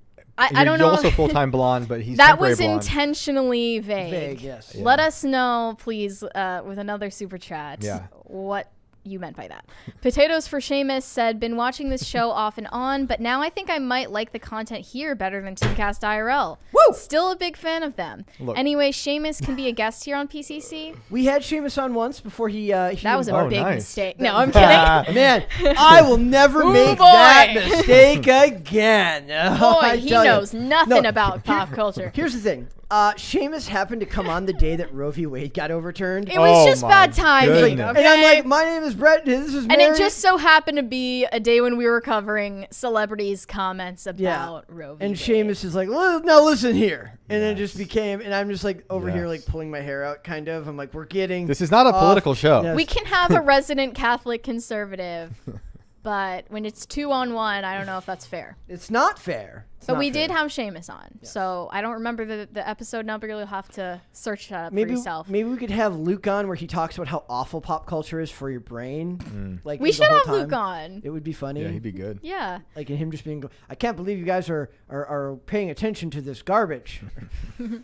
Liberty. I'm glad that you still are a fan of Timcast IRL, though. We love our sister show. It's the show. And we spent a lot of time getting that one created, so we're glad that you're. We're really proud of them. Tiger Ginge 66 said, context for my name, Mary, I have no soul. Oh. Now I know it's Ginge. Well, that's yes. The redheads, no soul. Nice. You know what? Nobody has more of a claim to like being misrepresented or like underrepresented in culture anymore in Hollywood anymore And than demonized. demonized than redheads. gingers. Those poor redheads. Yep. It's just they can't win. Yep. They really can't win. The show The Mentalist did a lot for redheaded representation. The name of the main villain in that show was Red John, and there was a redheaded main cast member, and every episode contains a guest star, or almost every episode contains a guest star with red hair.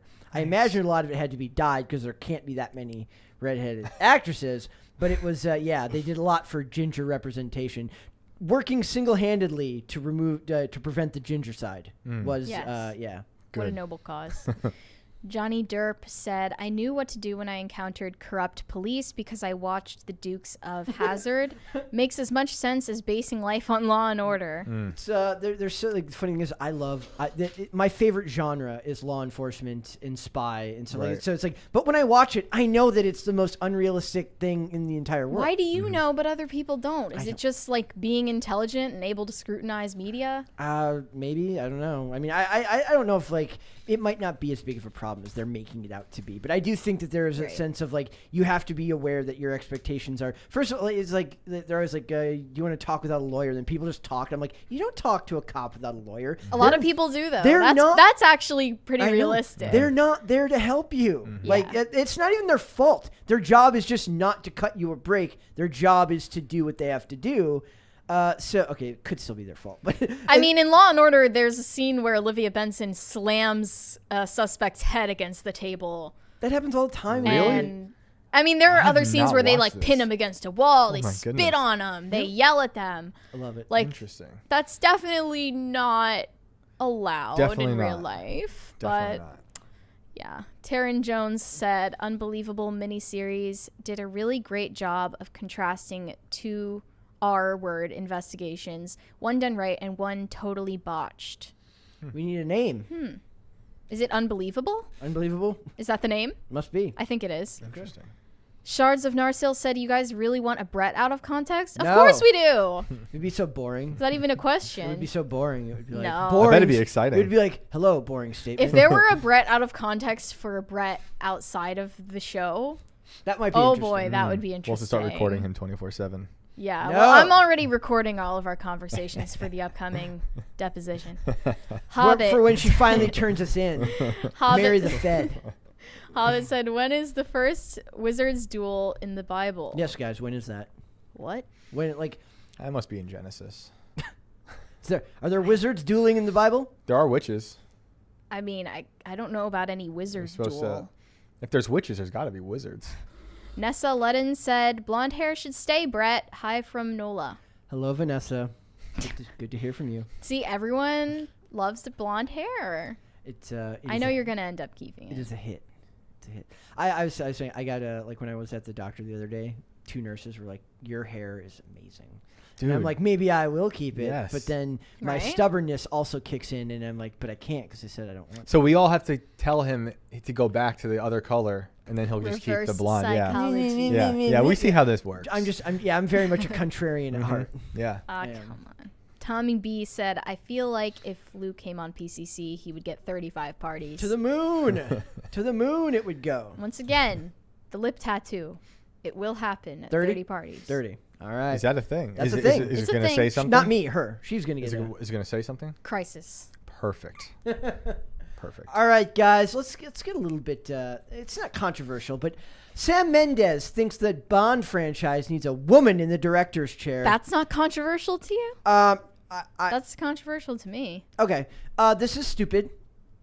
Okay. It's stupid. I thought that you were going to take the devil's advocate I position. am. I'm saying the headline is stupid. The concept is stupid. They need to hire good directors. It does not matter if it's a man or a woman. My problem is that we are increasingly told that to truly direct and write a woman's experience, it has to be a woman director and writer. To truly depict the female, the black experience, you need a black director and writer. Well, if I want the cool, straight, white male spy sleeping around with a bunch of broads experience, then maybe it has to be a straight white male. No, it doesn't. Just be a good director. I but they disagree. can't. They I cannot have disagree. they cannot have their cake and eat it too.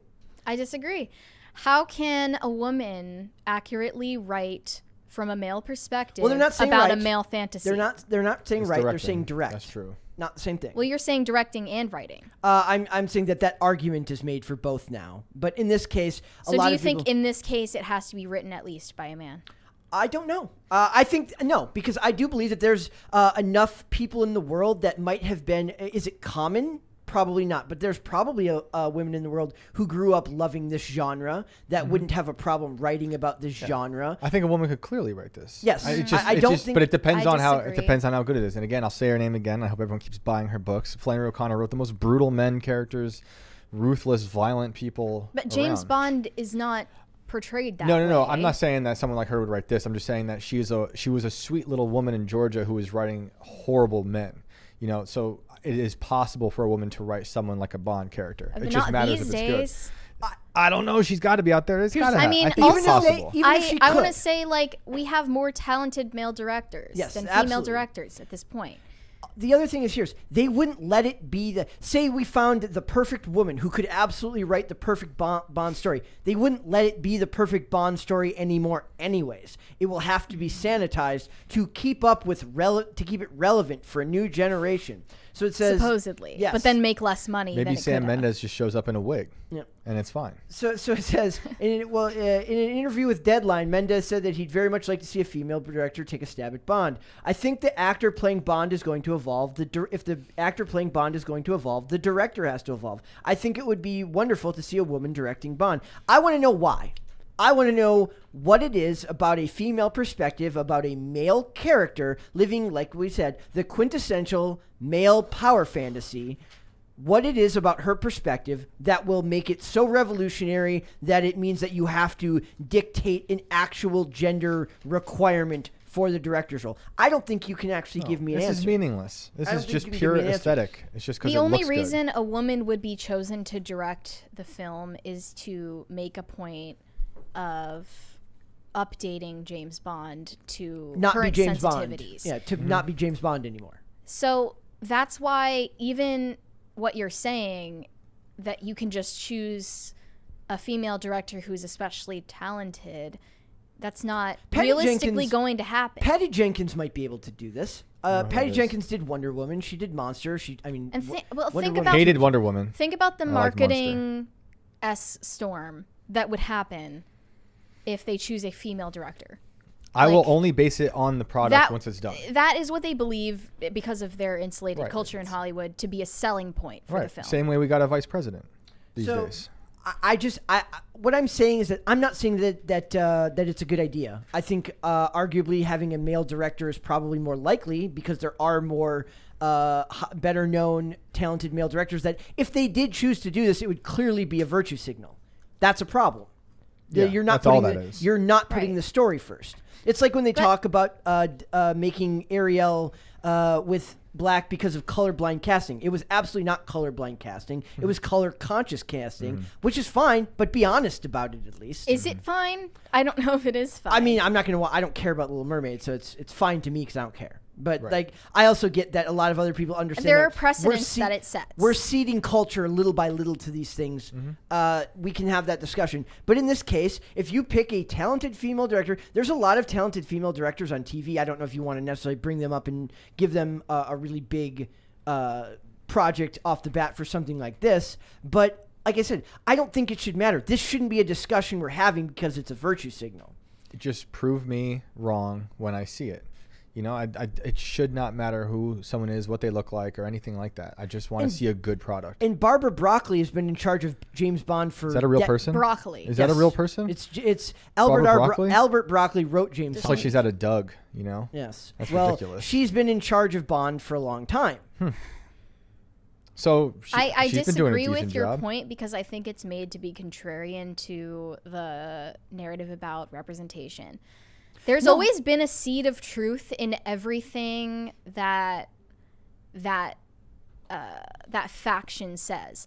Representation does, in a sense, matter, but they twist it to mean something else and something that can be dogmatically enforced. My point is that it can be done, but not for the reasons they're saying. I don't want her to come in and say that it has to be different. I want her to come in and direct Bond as Bond should be directed. But we all know that's impossible. That it won't be allowed to be done. Absolutely, they will pick a director that won't. They will. Say they're given two female directors. I don't mean it's just impossible because it wouldn't be allowed. I mean it's impossible because a woman could not do it. I don't know if I agree with that. Yeah. I think it's Don't know if doable. I agree with that. I think it's doable. I don't think See they would them allow- try. I don't and think fail. they would. I'd like to see I them believe, try. I believe that that's Sure, more go for likely. it. I absolutely believe that that's more likely. But I do think it's possible. I just don't think that Hollywood would ever allow it to happen anyways. I don't care about any of these things enough to like let it ruin the way I see previous movies. You know, if this fails, like whatever, it's whatever. Like the Ghostbusters thing. I love Ghostbusters. That one they did with Kristen Wiig, who I love dearly in lots of things, that was trash to me. It doesn't affect the previous things, but it's just that was another virtue signal. They just do this to check off some boxes to make people happy because the cultural climate is that way these days. It's to me, it's just pathetic. But I want to see him try. I'm not going to stop it because I think anybody is capable of writing any story. They should be but just it's rare. They should just be bringing back Martin Campbell anyways. Martin Campbell launched the Pierce Brosnan James Bond, and he launched the Daniel Craig James Bond. He directed both GoldenEye and Casino Royale, which are both excellent But movies. I also want to see someone do something new with it. Like I liked those. What was the last Bond? What's his name? Daniel Craig. Like I liked Skyfall. I like those. Well, the guy who's talking about this, the one who says there should be a female director, is Right. the guy who directed Skyfall. Yes. Wrong? I don't. I think He can very I well like be wrong.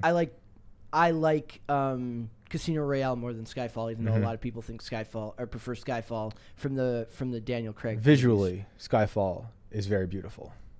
I'm preferential to I like the way it looked. It's a great opening.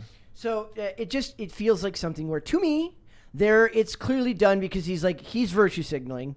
I don't know if he actually believes what he's saying. I do believe that what he's saying is possible. I don't think that they would ever allow it to happen. This comment is also about a preemptive damage control when the new James Bond film gets slammed for misogynistic tropes in, Also, like, if I'm going to take he'll be like, well, see, I tried to warn them.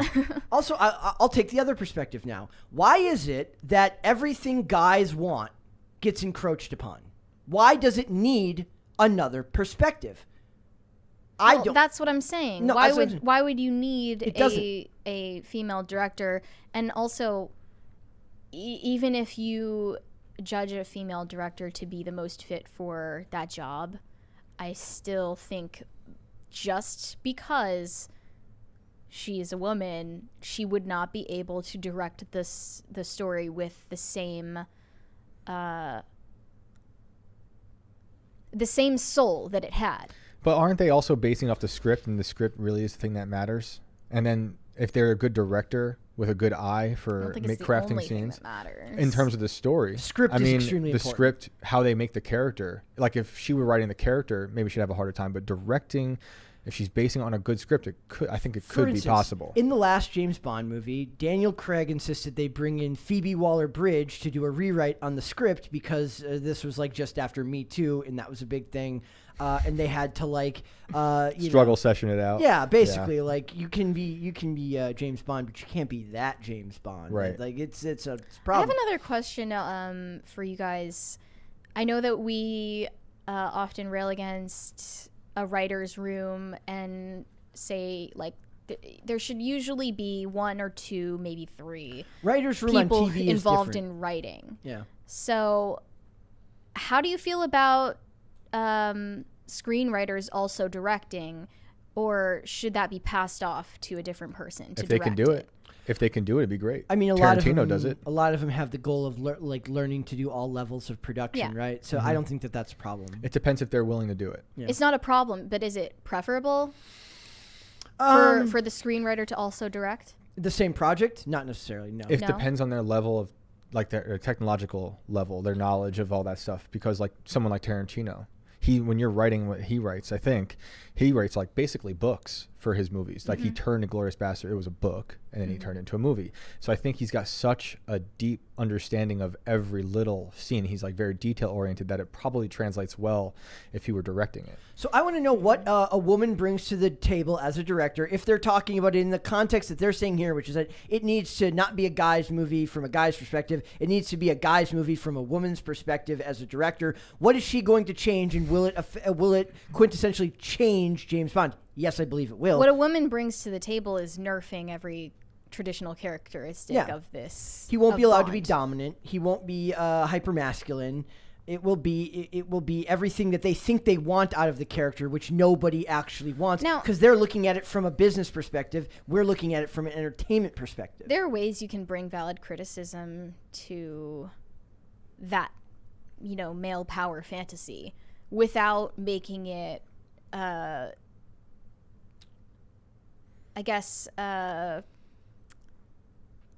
saying that it influences the behavior of the people who view it. You know, like there are ways to criticize the way James Bond behaves. But in isn't movies. it also just oddly Puritan that we're like that it needs to be criticized at all? I'm not saying that it's above criticism. I'm saying like there was a time in the 90s when nothing was off the table and it seemed like society was going nuts, trying to be as over the top as possible, right?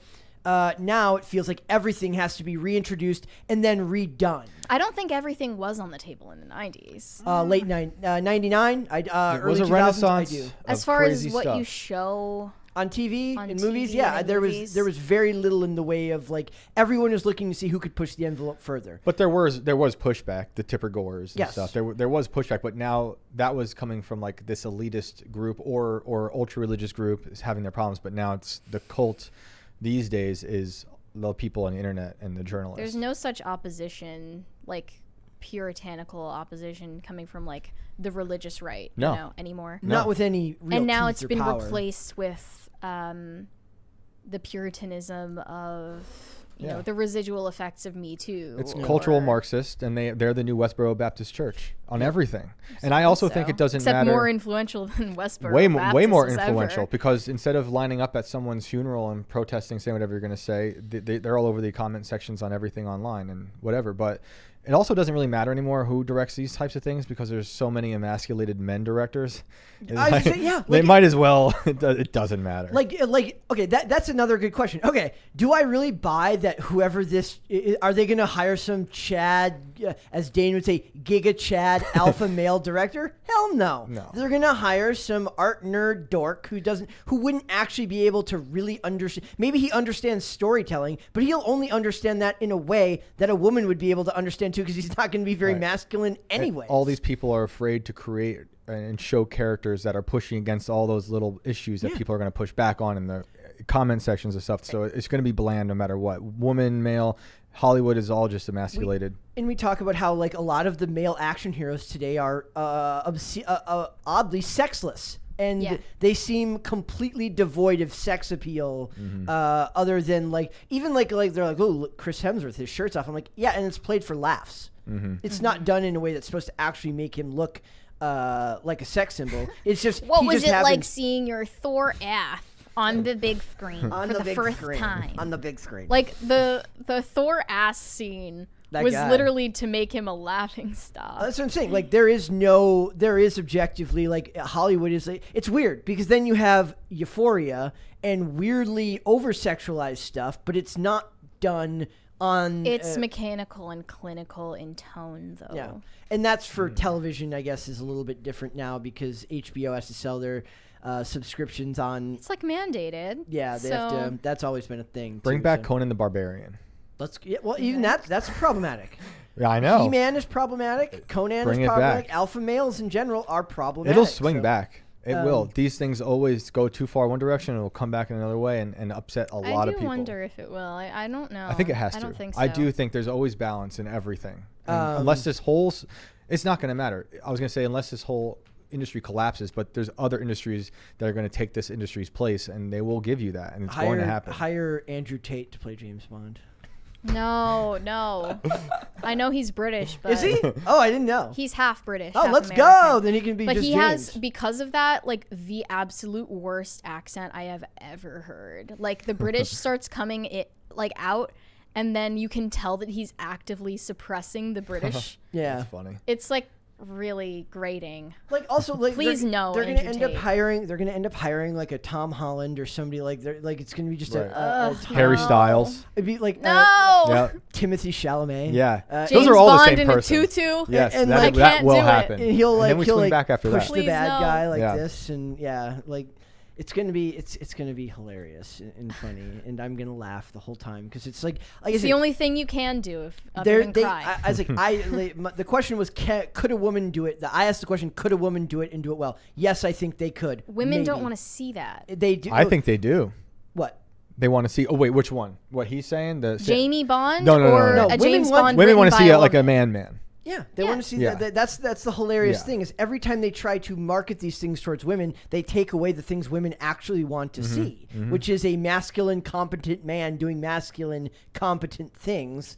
And they're like, well, because the women that are writing these stories, changing these scripts, come from a certain worldview, it's colored into what they're writing, and then the rest of us suffer. Thank God we still have Tom Cruise, At least we still have Tom Cruise. the greatest living actor. At least we still have Tom Yep. Cruise hanging off planes to market his movies. That was amazing. yes. That tears me up. I'm about to start a Tom Cruise cult. Let's Screw go. it. Let's We screw could it. call it Scientology. You're literally yeah. Eric Butts, but when you see the next Mission Impossible trailer, I did. I made Nancy stop doing what she was doing. Like, Nancy, we're watching this. We've already seen the trailer because it was at the Top Gun thing. But I was like, but he's on a plane this time. Yes, Mm-hmm. it's great. It's amazing. So, I love that guy. It's not that I don't think a woman could do it. I think that a woman I don't. wouldn't. I think that they would it's allow possible. it to happen. I don't think it's possible. I think it is. I think there's a woman out Your there. lack of faith in womankind is refreshing. Thank you. At least that. Go Super Chats. Tommy B said, oh, wait, no, I already read that one. Johnny Beck said, pear. Oh, no, it was just a pear. And a thumbs up. Potatoes for Seamus said, can we have Luke and Seamus on PCC? Does he mean at the same time? That would be. I feel Anyways, Brett, keep the blonde hair. like That'd be a fun show. Luke and At Sheamus the same time, it Yes. would be like nobody would get a word in. they would start fighting. They Yeah. would start physically might. fighting in the studio. I don't know if that's possible. The people need it. We can have both of them on individually, though. Caper2X said, fess up, blonde Brett. You wanted to pair up Mary with Seamus, so she will return the favor and hook you up with the cute Shapiro. Who is the cute Shapiro? Brett Cooper? Brett Cooper? Cooper. Yes, that's exactly what I was thinking. How did you know? I don't know. I have Irish heritage, so I feel like that would be inbreeding. Hobbit said, in Exodus, Moses had a battle of miracles with Pharaoh's magicians. They turned their staves to snakes, but Moses' staff snake ate the magician's snakes. See, Well, somebody that's, could make a cool I don't thing of that. enjoy calling Moses a wizard because, Or was he saying the other people were wizards? The Pharaoh's people. well, the battle of miracles with magic. Right. So they could be wizards. Is not exactly what I would call a wizard duel. It's wizard-ish. It's wizard adjacent. Moses is kind of a mean, wizard. He had like a long robe on. Debatable. As far as I know. Debatable. In my memory, Moses was a wizard. Johnny Derp said replaced redheads. Starfire, Heimdall. Electro, Mary Jane, Cyclone, Alicia Masters, Ariel, Iris and Wally West, Batwoman, Josie of the Pussycats, And so many more. more. And so many more. I have a master list picture somewhere. It's just bizarre. It is Like, weird. why do they hate I ginger kind of so love the much? idea that there's just like a pact of like executives at Hollywood where it's just like they like hire a redhead and every time like it comes down from like the top of the studio, absolutely not, and then they just cut him out. Like you don't get a Messed up. job. You don't get a job as like the head of a movie studio unless you have like. You have to have like a manifesto against redheads that you have to turn in, and then they judge it, and then like, you could be a little bit more. There could be more vitriol here. Yeah. This honestly should Terrible. be studied. Okay, Yeah. another one. I know I've mentioned this before, but there's it's so reminiscent of the real world now. But there, in the very first episode of the show Boston Legal, the case that they take on is where a little black girl wants to play Annie in like a production of Annie. And like the mom takes the production to court That for already not happened. but this was in 2004. The show. Oh, wow. And in the episode, they get Jesse Jackson to come into the courtroom and protest. Great. What? So it was like it's really funny. Like she goes, it's obscene, it's bigotry, and it's like watching modern day insanity only in 2004, and it's actually quite fascinating. That show gets a lot of today right. That's crazy. Johnny Derp said, women constantly encroaching on men's spaces is one reason I didn't care when the Transformers arrived to beat women in sports. R.I.P. Boys Only Scouts. The Boy Scout, that one bothered me. Like it's like there should like I never saw there being anything wrong with Boy Scouts and Girl Scouts doing like crossover things where like Boy Scouts went and learned from a Girl Scout troop and Girl Scouts learned from a Boy Scout troop. Why is it okay for only Girl Scouts to have their own space? I feel like the Scouts were always kind of cringe. A little sus. I think Because it'd be great, a great your community for a parents little. should be the ones teaching you to do all of these things. Why did some third-party organization take your kids off your hands to do that? Here's a fun story. Weird. When I was young, my brother was a Weeblos. And what? That's a level of Scout. Oh, okay. Okay. I once wore his outfit, his old Weeblos outfit, to school picture day as like a prank to my mom, and oh boy, did I get in trouble. Really? How old were you? I'm very young. Very so But funny. yeah, I was like, can I wear Ben's old Boy Scout uniform to school today? She's like, sure. Little did she know it was picture day. I still have that photo somewhere. It's Perfect. That's funny. We should throw that up on the Instagram. My mom hated that. Like she made me go back and do I actually had to go to the retakes. Yeah. Wow. Yep. No, I think Tyler- it can be good though. Like I never did Boy Scouts, but I think it can be good to go and be around other kids your age and learn certain things. You know. Yeah, I think the Boy Scouts are also I just sus. think it's all of it is sus in my opinion. Yeah, but I think there could be good to it. Yeah. Tyler Hogue said, "Fun fact: I was born at Hogue Hospital. Wow. Kinda cool. That's pretty cool. You Maybe just like dox yourself. family is like a benefactor for the hospital. That'd be cool. Bobcat said a woman could do it, but you'd have to ditch the modern Hollywood cast and hire a woman that's actually experienced real life. Yeah, she'd have to be super based. Well, that's literally impossible. In Hollywood. So I bet you could find some like really interesting indie directors who are like actually indie, meaning that they're not just lame, but they're actually like creating stuff that Hollywood doesn't want, which is the cool stuff. Like I bet you that exists. I think so. Tyler Hogue. Okay, I'm hesitant to read this one because it's like gonna be out of context. Total. But he said, "Bro, Brett Cooper is political mommy." I thought she was supposed to be like non-political. I haven't seen enough of the show to know. She does. She covers like. Yeah, I don't know. She covers like cultural politics more than we do. I guess. Yeah. Johnny Derp said, "Moses, first person to break all the commandments." Is that true? No. He wasn't allowed to enter Maybe the promised land in the end. Yeah, He died outside, right? that's true. Who was the first person to break all the commandments? Me? Like people who died in the flood. Okay. Probably. Hobbit said, "Magic is evil as it is an attempt to use power not from God. Moses was commanded to do miracles, and by faith he showed the power of God over than any magic." Okay. Yeah, that's what I was saying. Like, you're not a wizard if your miracles are only done through God, not yourself, you know? There's a Good distinction. There's a relief.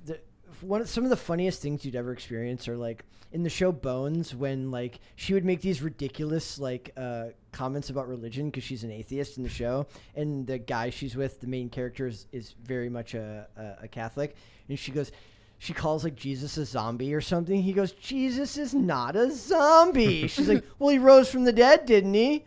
And like she makes like these hilarious, like it makes sense because it's obscene, but it's like then you have to hear him like, oh my, like it's very funny to watch him be put upon because like they jab at his religion, but he ends up being the one who's right almost all the time. Like it shows like how secular people can also have ridiculous views Yes. about religion. Yeah, it's very interesting. Tacti Platty said, "Brett, thoughts on 10 Commandments film with Heston?" Never got through it, and I haven't seen Citizen this? the movie. It's called 10 Commandments. With Charlton Heston, Yeah. right? Like, I don't think I ever saw it. I think they tried to have us watch it in film school, and I like didn't finish. My it. favorite rendition of the Ten Commandments is from I didn't get Mel through Brooks, Oh yeah, A History of the World, Part 1. I didn't get through Citizen Kane either. Oh man, I love that one. That's a good one. I'm firmly in the category of making fun of art nerds plenty enough that I can like. So you don't know what Rosebud is? Oh yes, I do know what Rosebud is, but I'm going to make fun of nerd. Johnny Derp said, "Of course, Mary would object to the Scouts. They do good deeds for others for no compensation. It's shopping cart emoji. It's called fraternity, lady." How do you feel about that? Well, let me tell you a little story. One time I went to a pro-life pregnancy center and I said I would love to work here, and they said, "Great, it's all on a volunteer basis." And I was like, "F this, I'm walking out. I need compensation." Really? Yep, that's a real story. I can't tell that's a real story. or No, not. she's full of it. Hobbit Mary's like, said, She's Eric we're Butzing moving it. on. She's We're like, moving I on. would love to help other people, but I need to get gotta help paid. me That's first. going to be great for out of context, Mary. Hobbit said, magic can be used in stories in a way that shows its power comes from the right place. C.S. Lewis and Tolkien's work have a lot of good magic. Okay. I agree. But I don't know if Harry Potter fits in that category. I mean, a big theme of that is like magic can be done by all, but it's like how the person who wields it matters, like the intentions of the person who wields it. Yeah, that's true in Lewis and Tolkien too. Johnny Derp said Moses broke the tablets with all the commandments. Did you do that? What about it? See, I always forget if that's actually from Mel Brooks dropping the commandments in History of the World Part 1 or if that did happen in the Old Testament. What happened in the Old Testament is he struck a rock with his staff. It was like a sign of disobedience to God, and it's like, I'm not saying that Moses is like some kind of like perfect figure in the Bible. I love how my clearly favorite part not. about these Like, discussions is how What? little I know about what the hell you guys are talking about. It's like when you talk about what Fast the and heck Furious. you guys are talking about. I apologize. The only thing I'm saying is, like, I'm not saying that Moses never broke commandments. Right. I just love that whole story is hilarious to me because he's up there talking to God, doing all this stuff, and he comes down and they're all just partying with the golden calf. It's just such a funny image to me. Then he's like, "Isn't that right?" He's supposed to be the exasperated. God's like, "Oh my goodness." I feel like we should I'm going start to destroy these a people. band called the Golden Calf.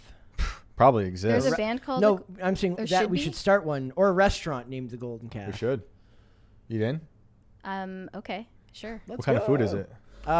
Well, It's gonna be those like burgers. Yeah, those burgers Oh, that yeah, they cover in perfect. gold foil for Instagram, Let's go. but yes. actually taste disgusting. Perfect. Let's go. Can't wait. Bad App said, "I want Brett's Rosebud." I can't believe she read that. You are in a mood today. Let's In go. a mood? The other one I didn't see as like that bad. We'll revisit that one later. Yes. Walker Texas Danger said Moses 100% smashed the tablets. I know. All right. The question is like, is it a tablet that looks like the tablets we have now? I can't. Are they arguing about whether he broke the commandments or broke the commandments? Like literally broke the stone, perhaps, is what they're talking about. Yeah, but like, are they arguing about that in the chat? Because I'm not like keeping up. Right. I Literally need or to stop- figuratively? I need to stop watching YouTube. Said Old Testament God is demiurge. Read the Dead Sea Scrolls. I love. You know what my I was favorite recently part? listening to a podcast about, well, it's about a lot of things. They mentioned the demiurge, and that's definitely not what God is in the Old Testament. You know what I love about the chat and like everybody who participates in the shows, how smart everyone is. Like Yeah. I feel dumb compared to like everyone who. They're not necessarily smarter than you, Brett. They just know things sometimes that you don't. I thought And you you were know supposed a to lot know- of things they don't. I thought you're supposed to know everything. You are. You should. You should You work know on that. He really close should work to on that. Brett. Johnny Derp said Exodus 32. He smashed them. All right. Boom. Yeah.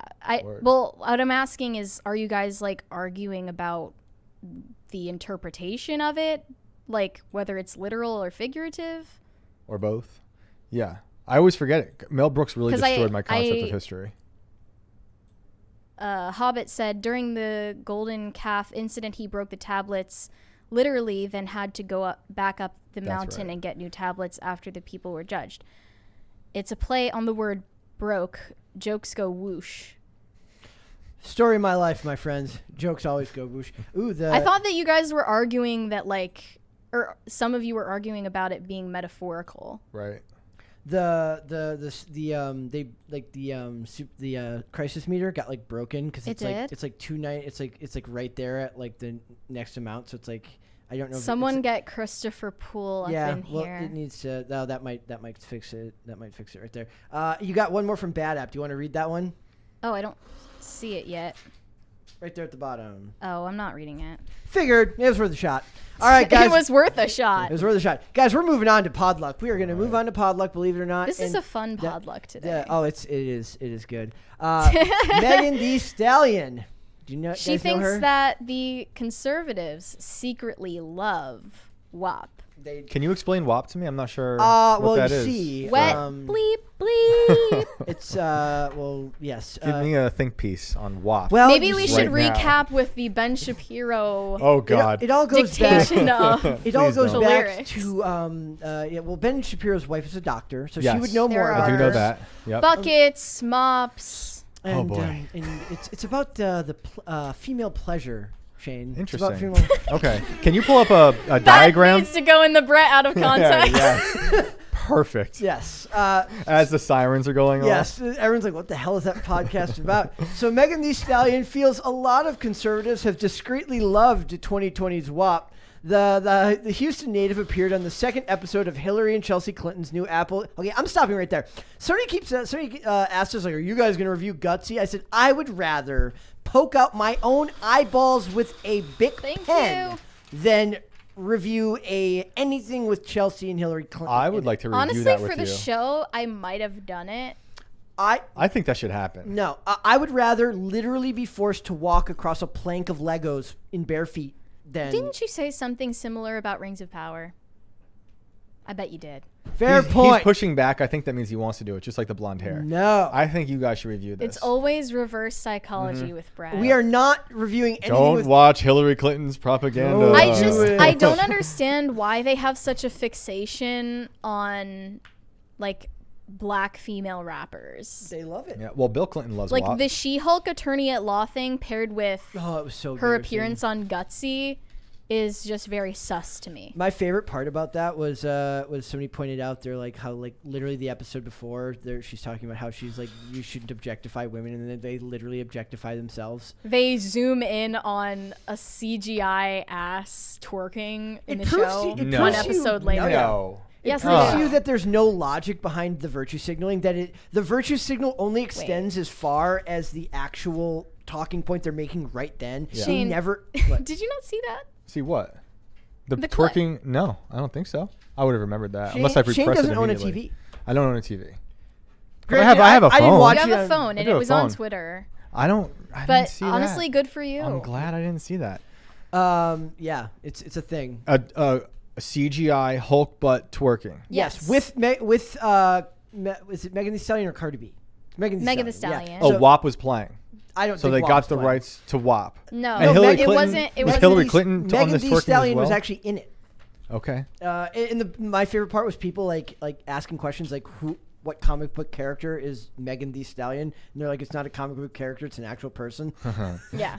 So it says, Megan responded, it says, as the woman painted portraits, Hillary Clinton doesn't like to paint. Mm-hmm. It's not a thing. They're doing the same Hillary thing. Clinton doesn't have hobbies. They're doing the No. same thing they did with George Bush I like to it. like make him start painting to endear himself to these audiences. And They they're show trying her now like with Hillary. refilling her hot sauce thing to put back in her purse. Yeah. She's the one who painted that thing with Bill Clinton in the dress, I think, right? Oh my God, that would be amazing if she was the one who painted Oh that. yeah. Yeah. So it says, Interesting. how she learned about her and Cardi B's hit song. The 27-year-old rapper explained to the mother-daughter duo that she was excited to hop on the track and sent her verse back to Cardi B the next day.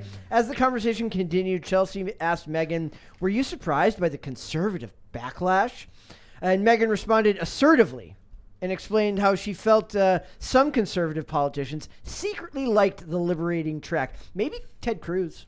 I hope that she personally watched Ben Shapiro reading out the censored lyrics. I guarantee she did.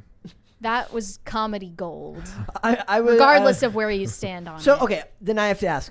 If there was a conservative politician. Here, I'll get to the commenter. This isn't a political show, but if there was a conservative politician who you think secretly had WAP on a playlist, who would it be? Lindsey Graham. Lindsey Graham. Yeah. Wow. I mean, I don't know enough conservative politicians. Maybe like Mitch McConnell. He's just like Lindsey Graham. That's the same type. Same type, See- because they're basically like Nancy Pelosi. I'm going to to go with me. Ted Cruz because he got caught liking like porn pictures. That was his intern. Maybe. I mean, that's a His likely, intern. That's a likely story. Mhm. It's a likely. Interesting. If I was Ted Cruz looking at porn on Twitter, I would probably say that. Would too. you smash like? Yeah, absolutely. No, I would gently tap the like button, as we say here, not smash the like button. We do not smash the like button here. We are much more polite and gentle Right. than that on Pop Culture Crisis. They dissect my lyrics. They dissect my life, Megan added. Well, let me give y'all something y'all might want to see. So I'm like, boom, here you go. I think they secretly like it. I think they're like the majority of the views. I wouldn't go that far. But I do think there's probably like one or two, maybe would that be closeted, like not conservatives that secretly like listening to WAP? Definitely some turning point influencers out there. I do believe there is a little bit of protest too much amongst like a lot of the like where I'm like, oh God, I'm not saying that I like the world we're inhabiting it now with pop culture, but there is a lot of like pushback that feels forced in its like puritanism. Yeah, I mean, I just have a funny memory of this song where I had a friend's wedding I went to and it was pushed back past COVID and stuff. So I'm sitting on a party bus with the whole wedding party and there's a bunch of little kids like the ring bearer and the flower girl. And they're blasting this song, not censored. And I'm just sitting there like, how is it? These little kids just, I want to sing it right now so bad, but I won't. And I'm like, how is this okay? The kids were singing it? Everyone was singing it. I was, and it was like The my world we live in, and these are the guys. people who were like all very afraid of going back out into the world after the past few years. I'm like, but this is how they re-enter Earth with WAP. It was hilarious. But I think the song actually is a good beat.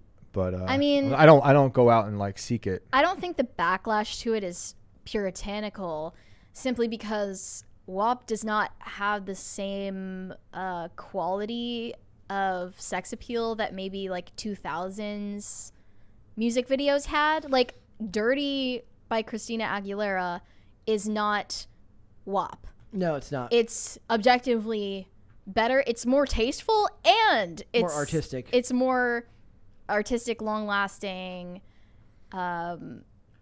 And is that a generational divide? Maybe the people of this generation will see it She's that way way. younger than us. Yeah, but And she Christina loves the early Aguilera- 2000s. But still, she's how I many think a lot of generations? people my before- age I hope love the so. early 2000s. There's That's I mean good. there is something you said. I've mentioned this before that I heard, like I was literally watching like a Instagram dance video the other day, and the girl who was performing it played to that song. Girl was like 21 or 22, and she obviously like took her outfit directly from the music video, clearly inspired by it. So that song has way more cultural significance. But Yeah. her and Britney Spears have way more cultural significance long term. I'm just tired of people acting like music videos or songs with sexual themes are a new thing. I know, And right? they're pushing boundaries, because they're definitely not. Like, that has been in the culture for decades at this Yeah, point. You're Elvis not is- pushing boundaries that Elvis's way. shaking hips were too much Yeah. for people. It's She's- always the case. She also has to make it out to be, in strong, independent women don't need no man. It says, I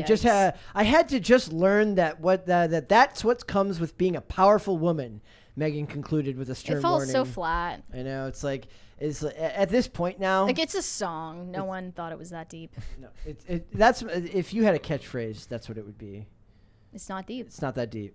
So again, I don't know what I would rather watch less, WAP or Hillary Clinton painting, but I'd probably watch WAP before I would watch Hillary Clinton. What about Hillary Clinton painting with the soundtrack of WAP playing in the background? As long as Hillary Clinton is not whopping, fine, I guess. That's a verb now? It is now. Okay. Yeah, we're Yikes. gonna make it a verb. We're gonna talk. Jimmy Kimmel bent the knee, or the better conclusion is actually more that this was planned all along, right? Was it? No, I think just the language of it makes it seem like this was totally planned. But it says Jimmy Kimmel apologizes for stealing Quinta Brunson's Emmy moment as she crashes his monologue. So of course he had to repent for the evil behavior of just making a bad joke in our society today. Yeah, Do you want to explain to people what happened in case they weren't watching on that episode? Sure. So Quinta Brunson was accepting an Emmy for her writing on Abbott Elementary at the Emmys, and Jimmy Kimmel was trying to do some stunt or joke where he was pretending to be intoxicated. He was laying on the floor, and he made the mistake of forgetting the funny. Yeah. Basically, it wasn't funny. He laid on the floor for a period of time that was socially unacceptable, and the joke did not land.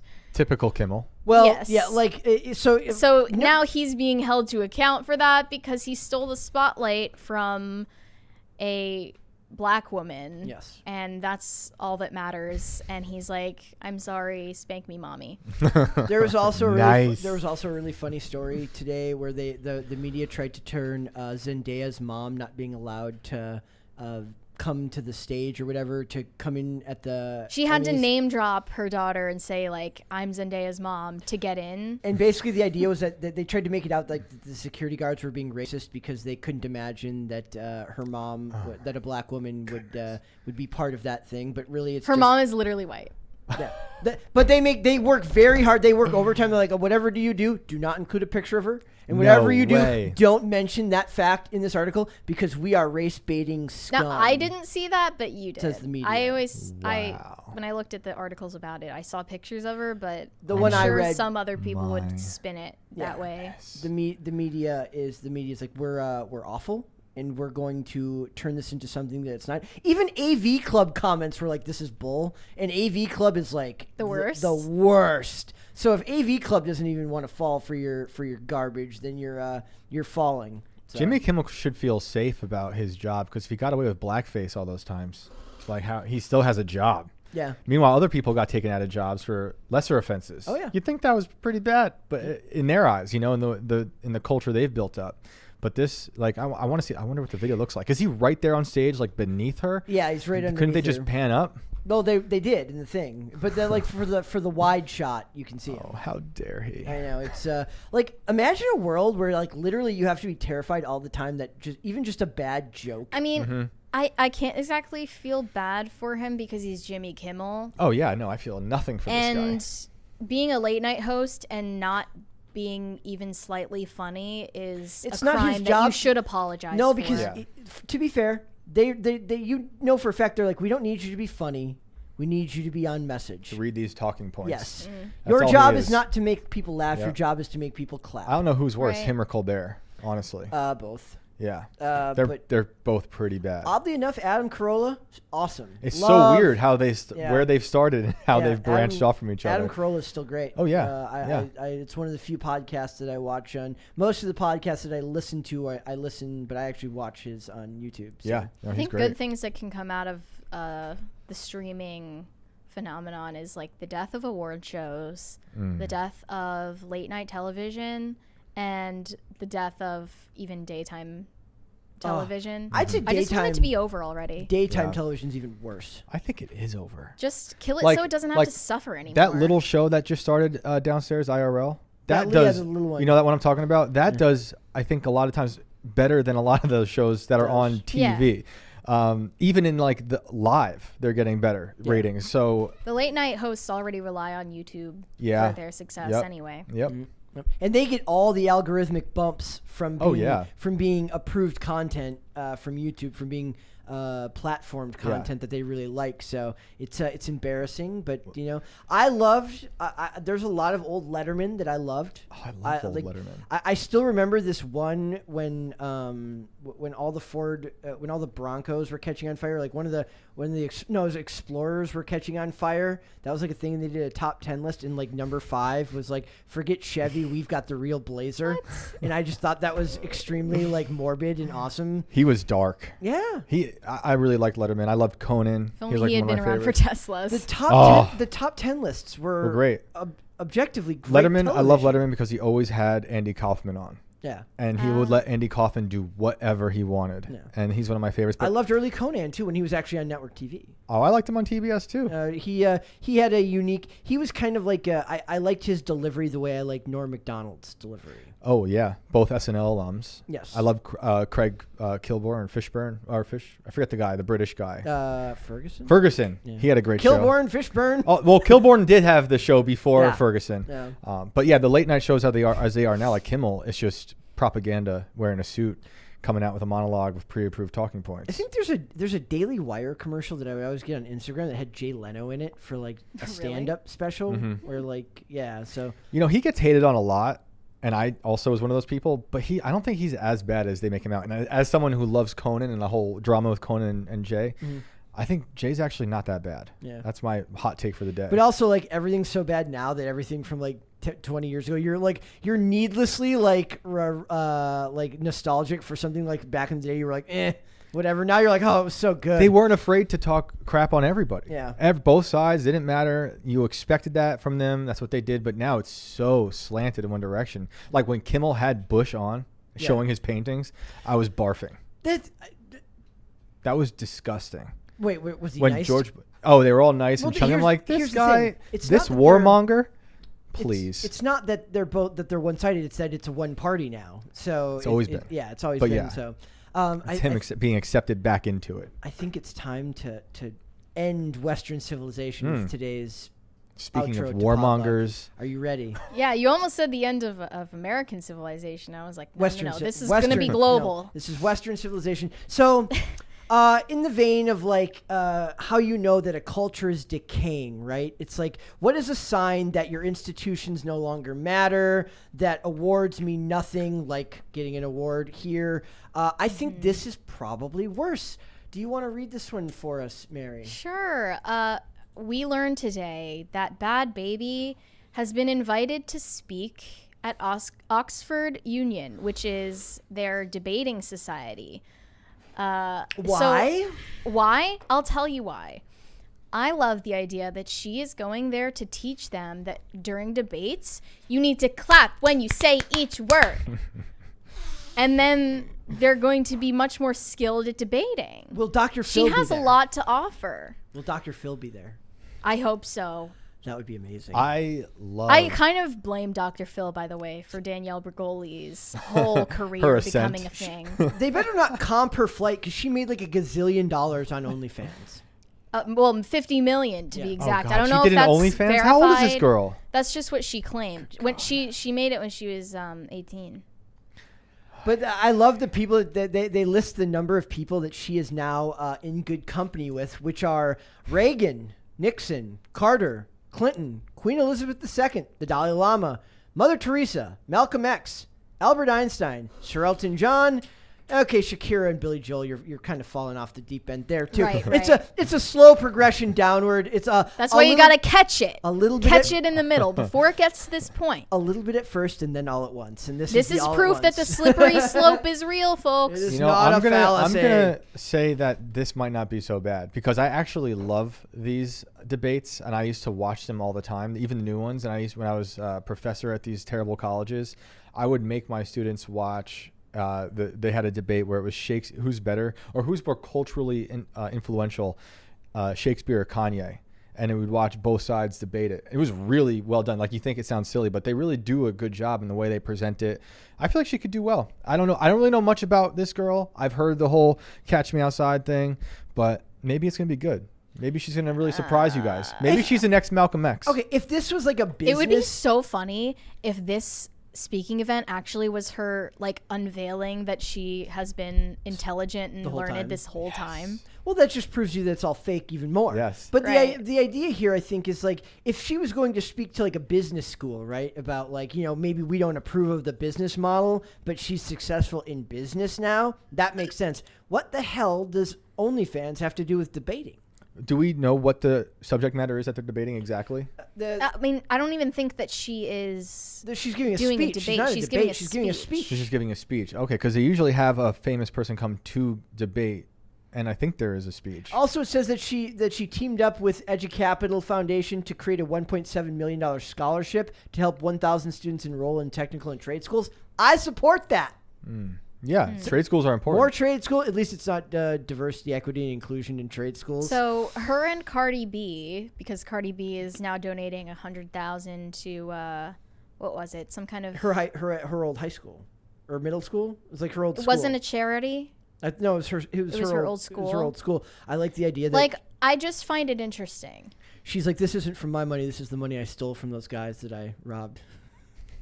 Yeah. Drugged and robbed. I mean, why are prostitutes and strippers now considered the public intellectuals of today? Because Western society is hey, yeah, no, but they're the oldest oldest profession. Oh, They're no, economy no. proof. Midwives, the oldest profession. Oh, nice. No, Nice. fact check. You just Take got that, knowledge. you incel. Take that, you incel. I almost threw it at you. I didn't want to give you a paper cut. That would be bad. Yeah, I want to be so a good guest. what scares you more, Hillary Clinton talking to the singer of WAP or Bad Baby? Neither of them scare me. They just Depress make you. me Okay, depress you. despondent. Maybe which one's more of a symbol of the collapse of civilization? Yes, both. Hillary Clinton. Hillary Clinton? Yes. Yeah, Hillary Clinton. I think I don't know if it's going to No, be a I think speech. Hillary Clinton is a sign of the establishment and their ability to hold up under no matter how bad things get. I think Bad Baby is like, we've given up. What the hell? Let Bad Baby speak it out. No, It out. let's who let the blue cares? collar. Let's let the blue collar talk. You know, look at she climbed the ladder of success. That is not this is blue a victory collar. for the middle class. That is not. That's how I'm looking at this. If you're naked, you don't have a collar on. It can't be blue collar. No, No. she was blue collar. Now she's not. Now She she's no can- collar. She can teach a course at Oxford about OnlyFans. Right. Don't joke about that. Will end up being a thing. I guarantee. I you. wonder I if she know it is will. going to debate. If it's not just a speech, like what they are going to debate, and maybe it's like what are the effects, hope it's on impacts YouTube. of. It will. It says it will be because all those speeches are on YouTube or end the debates. They're really good. I love Maybe watching we'll these kids follow do up. it. We'll Yeah, it's follow gonna up be in when, November. when she's done it. I hope I'm and- on because I think she's going to surprise everyone. Well, we can save that Yeah. one for you, my friend. Yeah, We can- she's we going can to save that surprise one you for all. All right, let's do super chats. All right. Like how I've been channeling Tim with my super chats because that's how he says super. He says super chats. He does. Jets. That's funny. Action Man said the cute Shapiro is Abigail. I've heard. Is that his sister? That's his Ben sister. Shapiro? Okay, yeah. I heard somebody say that they thought that Abigail Shapiro was better looking than Brett Cooper. I mean, one of them is actually related I to did Ben not Shapiro. I did not get the Daily Wire calendar yet, so I I'm- don't know. I how to- only how to have judge. mine is just Michael Knowles on 12 separate. Look, ones. I've seen like fan cams of Ben Shapiro, like girls simping for Ben Shapiro. Really? Good for Ben. I should show you later. Good for It'll, Ben. That's He's just amazing. playing violin Perspective. I mean, shirtless I somewhere. kind of like They the make him like flex his biceps on stream. I kind of like the idea that Ben Shapiro, like, he does walk Sex into like he goes to CPAC with sunglasses on and like struts in the way that James O'Keefe does his music videos. Yeah. That's my favorite. You know- It's the fact that James O'Keefe clearly wanted to be like a musician Yeah. or a performer. And That- he just had to settle for He's not save. half bad. Those just had Daily to Wire guys, when I saw them in person, I was shocked. Like they have a glow. Like they've got the whole. Wow. Like Knowles has the hair. He was like a Oh, Ken yeah. doll. Like the I was Daily like, Wire glow. jeez, I was like, these guys, what is up? Well, Knowles looks like he's like when they asked him, they're like, I don't remember what the question was. He's like, I pretty much came out of the womb 32 with a cigar. Yeah, no, I felt And, like a piece of crap being around him. I was like, I've just rolled out of bed with this denim shirt. My hair's a mess. they're all And wearing- We're scrappy. Okay? guys are beautiful. We're scrappy Jeez. go-getters here. we're a different animal altogether. Oh yeah, trust me. I know. I see the mirror. I get it. Bobby said, "I'm still catching up, but did Mary just say Rosebud?" Mary did say Rosebud. Well, I just said it again because you said it in your chat.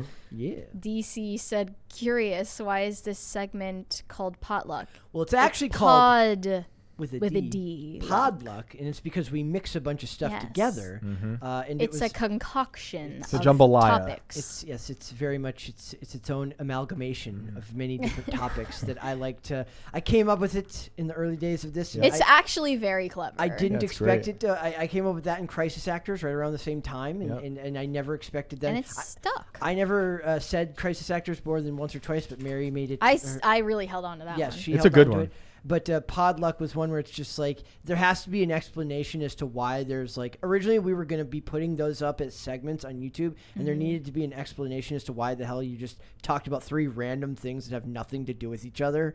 Yeah. Well, some things are worthy of like more discussion, and some are not. A big part of our day is figuring out like, is this a full discussion or is this like we fly by night and just covered in Podluck? Yeah. Like we could talk about WAP for 10 minutes, I guess, but I'd rather just It laugh would make at me it. depressed. I would rather laugh at it. So we have more fun in Podluck. Nathan Koss said Dan Crenshaw secretly loves WAP. It's how he actually lost that eye. He should get WAP on his eye patch. That's fire hose. Wow.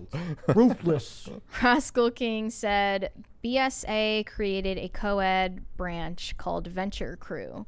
There's your crossover without rewriting what the BSA Boy Scouts Alliance Boy Scouts of America has been and represented for generations. There you go. That's what it should have been. Like, there was no reason to start. Like they do the same thing. I was watching a thing the other day about like men's clubs, like men's only clubs used to be a very popular thing. Now, not so much. Still are. No, I think they are. Masons. But there's Oddfellows. Societally, they're looked down upon now. I'm sure. Yeah, they're big though. Down in Georgia, where I was doing the book, Knights of Columbus, really big. All the cemeteries have like the Mason symbols, and they're but are those organizations still? Oh yeah, still. Like, I know the rich ones still are. Yeah. The ones for like they're big. I the think wealthy people. But I don't know, culturally, I don't think people know about it. But I think they're still young men who really want to be a part of it. Especially, I think, as the economy is not doing so well, it gives them a place to go to be.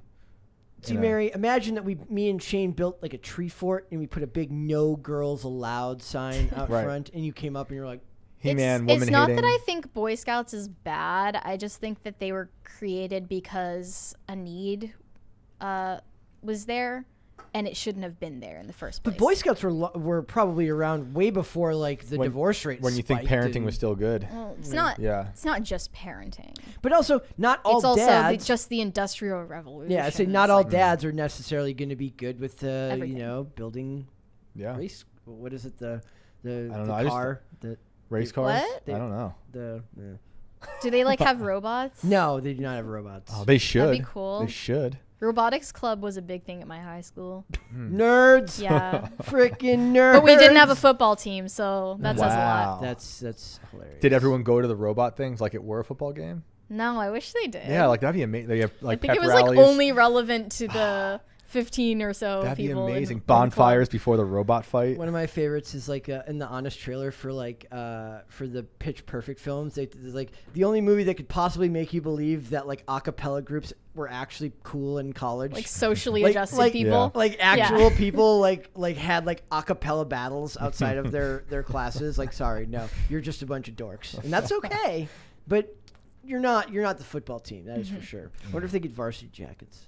Oh, they should. Oh yeah. You're a team. You're on a Yeah. team. like the Mathletes, mathematics yeah. club and Mean Girls. That's a big thing on NCIS, on one of the NCISs. Like, he makes fun of Sam for being a mathlete, and he goes, "I wasn't a mathlete. I was a junior math Olympian. It's different. We didn't wear the jackets." Did That's any funny. of you guys do sports or like a club in high school? I played hockey. I was in Okay. debate. Okay, nice. Yep. Played hockey and I like baseball. that. But I quit baseball before. Yeah, that's cool. DC said, "I demand the Podluck segment be introduced in the style of a Wayne's World intro, complete with catchy guitar riffs and on-screen graphics." It's Podluck. It's Podluck. Podluck. Party Podluck time. Podluck. Excellent. Didn't you have a song? Was that the song? Like you had Yep. something at one point. That was, oh no, we were going to have a song made for it. By the way, I asked my dad if he could find my shirt, my Wayne's World shirt that I have. The one that says, I don't even own a gun, let alone many guns. That would necessitate an entire rack. What am I going to do with a gun rack? Do you have a amazing. Wayne's World hat? No, because all of them were like Halloween versions that are very cheaply made. They're like clearly made to be a Halloween costume. I have one, but you don't wear baseball caps. You wear the flat caps. I don't wear The, trucker hats. snapbacks. Is it a fitted? Um, I wear fitted hats. Does it have the I'm not holes sure. in the I back? haven't- Like if it's a haven't trucker looked hat, at like it the in a one that he while. used in the second movie. Guys, if you have not watched Wayne's World, please go see Go watch Wayne's World. It is a absolute masterpiece. Are you more Wayne's World or Bill and Ted? Wayne's World? Wow. 110%. I'm way more Bill and Ted. 110. Yeah. I only saw Wayne's World. Oh wow. I love might Bill and actually Ted. go watch it when we're Right now. Right when we're done. Like just go. Wait, put on- which one of us would be Wayne and which one would be Garth? Technically, I got compared to Garth growing up, so I think Especially with the the blonde hair now. and the glasses. I think so Yes, you should do long hair and blonde. you're like amazing, dude. Thanks. I like to play. It's good. Everyone, go watch Wayne's World. Waffle Sensei said, Shane, what is good in life? Everything. Good question. Everything Wayne's is World good. is good in life. And Bill and Ted. And Bill and Bill and Ted Ted. more so. Yeah. Everything is good. Today I was thinking on the drive here, like how happy I am to come do this with you guys. Aw. Seriously. And then I saw some cows Aw. grazing. You know why he says that? Because he knows he's Shucks. gonna miss a couple of weeks because he's always missing. Yeah, weeks. after the show, I'm like, okay, so guys, I can't do next Man. Thursday after that or that. No, I'm being serious. I'm just so grateful to do that. And I saw like this. The sky was blue. The cows were grazing. I was at Home Depot. I saw skeletons for sale. I was just so happy. Everything is good. I saw a great video about how you shouldn't send your kids to preschool. You should just send them to Home Depot. I'll send it to you later. It's incredible. It's like, My problem going to Home Depot is like the people who work there never know anything. well, it's enormous. How could you expect them to know anything? I just want to know where something is, and they're like, I don't know. I think it's in that direction, and I go in that direction, and they tell me it's in the other direction. See, I used to work at a gas station. I actually knew where stuff was. But when I worked at a grocery store, if I'm in aisle 1, you tell them it's in aisle 15. If I'm in aisle 15, you tell them it's in aisle 1. That's what you do. I worked at a hardware You did store. that? That's messed up. When I first started, That is so evil. I eventually learned where things were and told But them. at first you Man. just lied. I'm like, oh, it's like down in aisle like 2 or 3.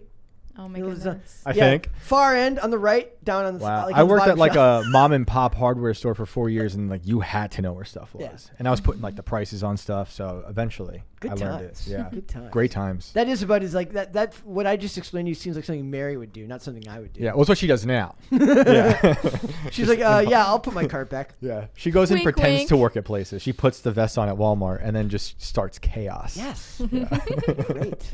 That would be fun. That would be fun. Dragon's Talon 1001 said bread and circuses while Rome burns. We are the bread, we are the circuses, but we want you here where it is warm on account of all of our kindness. It's warmth from kindness, not warmth from the world burning. Are we the people playing violin as the Titanic sinks? Yes, we are. Well, no, see, you would have gotten on a boat. We would be you left. too.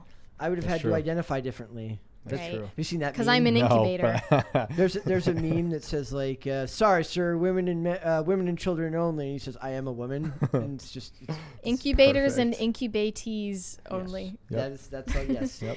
Bobcat said the BSA was created by President Teddy Roosevelt as a response to the increased urbanization and loss of manly skills among American men. That's pretty bad. That's why I'm saying that's Wow. a problem that shouldn't have existed in the first place. Wow. That's turn of the century stuff right there. I didn't know that, and I like Teddy. He's done a lot of things. Rhaegar, asker of what a recession is, said, "What is good in life?" This is a Conan reference. Conan the Barbarian. I don't know if that's a barbarian or Conan Or O'Brien Conan reference. O'Brien. I'm sure. I don't know that one So- as much as I like both. We were talking about Conan the Barbarian, so now both I'm Conans. We talked about both Conans today. Two Actually, Conans Yeah, today. yeah. Are there any others? I don't I'm think- sure there is, but not that uh, I can think of. I like, can't those are think. the most relevant. Those are the only ones that matter. Those are the two Conans. Two. that They matter. couldn't be more different physically. Yes. Yeah. Conan O'Brien is like Conan Barbarian's leg. Yes. That's exactly what he is. All right, Shane. Thank you so much, my friend. Yeah. Thanks for having me. Let everyone know where they can find you and plug Inverted World. Yes. Well, I'm Shane Cashman everywhere, and Tales from the Inverted World is on timcast.com. And we got a few more episodes this season until we wrap it up. So this week, actually coming up, we're going to be putting out the Georgia Guidestones episode that I had to rework because after coming back, they got bombed. Or some people have other theories, which you can learn about if you watch. And the book will be out sometime in October. The Volume 1 book is out at invertedworldbook.com. And what else is there? And I think I'm going to be starting another show at some point fairly soon where I'll be in a Tim is throwing me in a haunted house, locking the door, putting cameras there, and I'll be talking about weird theories and happenings. People can call in and tell me their that's sick. stories. Yeah, it's going to be pretty interesting. So that should happen rather soon. We're That's like like old designing school it now. radio stuff. Yeah. We're thinking of like Coast to Coast is a show we keep referencing. And Ghost to Coast. Ghost to Ghost. That I might have to take that. Although Tim has we have a pretty crazy title for it. I'm not going to share it yet. Okay. But I like Ghost to Ghost. And also, I should say, Brett pretty much created this show, like the seed of this show, I think, back in the day when you were like, you should have a show where you talk about certain theories. Well, yeah, my idea was that you guys did an episode of Inverted World Bonus where you and Chris Carr talked about conspiracies, and I said there's something very intriguing about watching two extremely eloquent, rational people talking about absolutely bonkers topics. No one's ever said that about us, but thank you. Well, I appreciate that. Yeah, Brett was sitting in that chair when he said it, but so now it's happening. Thanks, Brett. Right. I'm stoked for it. Thank you guys for having me. Also, you know what that means? That me and you have to prank call in on their show. Oh, that would be fun. Amazing. You guys will have to be on it. I'll make up some paranormal story. Yes. We're gonna have a story for you. And we'll have an exorcism, and Mary will come in. I think do an exorcism on you. The paranormal story should be about like how I used to live in the castle. Before it burned down. Yes. Mary is a Victorian ghost from long ago. Perfect. There's one more there that explains the Conan reference, and then we are out of here. Hobbit said, "What is best in life? To crush your enemies, see them driven before you, and to hear the lamentations of their women." Wow. On that note, you can find me on Instagram at Mary Archived, and whenever I post articles on timcast.com, I promote them there. You can also find her at Mary Out of Context, I guess. Yeah. Where you can hear that clip, I'm sure, will be great, along with other ones like Rosebud and whatever she read earlier. All right, guys, thank you again today. You can find me, if you so choose, to follow me on social media, at Brett Dasovic on Instagram for the show. We are here Monday through Friday, 3 p.m. Eastern Standard Time. That is noon Pacific, right here on YouTube. If you'd rather listen rather than watch, we did some analytics today with the boss and found out that there are people that like the audio version, and we got to be better about referencing like this is what you're seeing on screen whenever we show clips. For the people that are getting no love, that are listening on Amazon Music, Apple Podcasts, Pandora, Spotify, we thank you so much for following us there. We are on social media, Twitter at @popculture_show, Facebook and TikTok at Pop Culture Crisis, and on Instagram at Pop Culture Crisis Pod. We will be back with another episode tomorrow. We'll see you then, guys. Bye.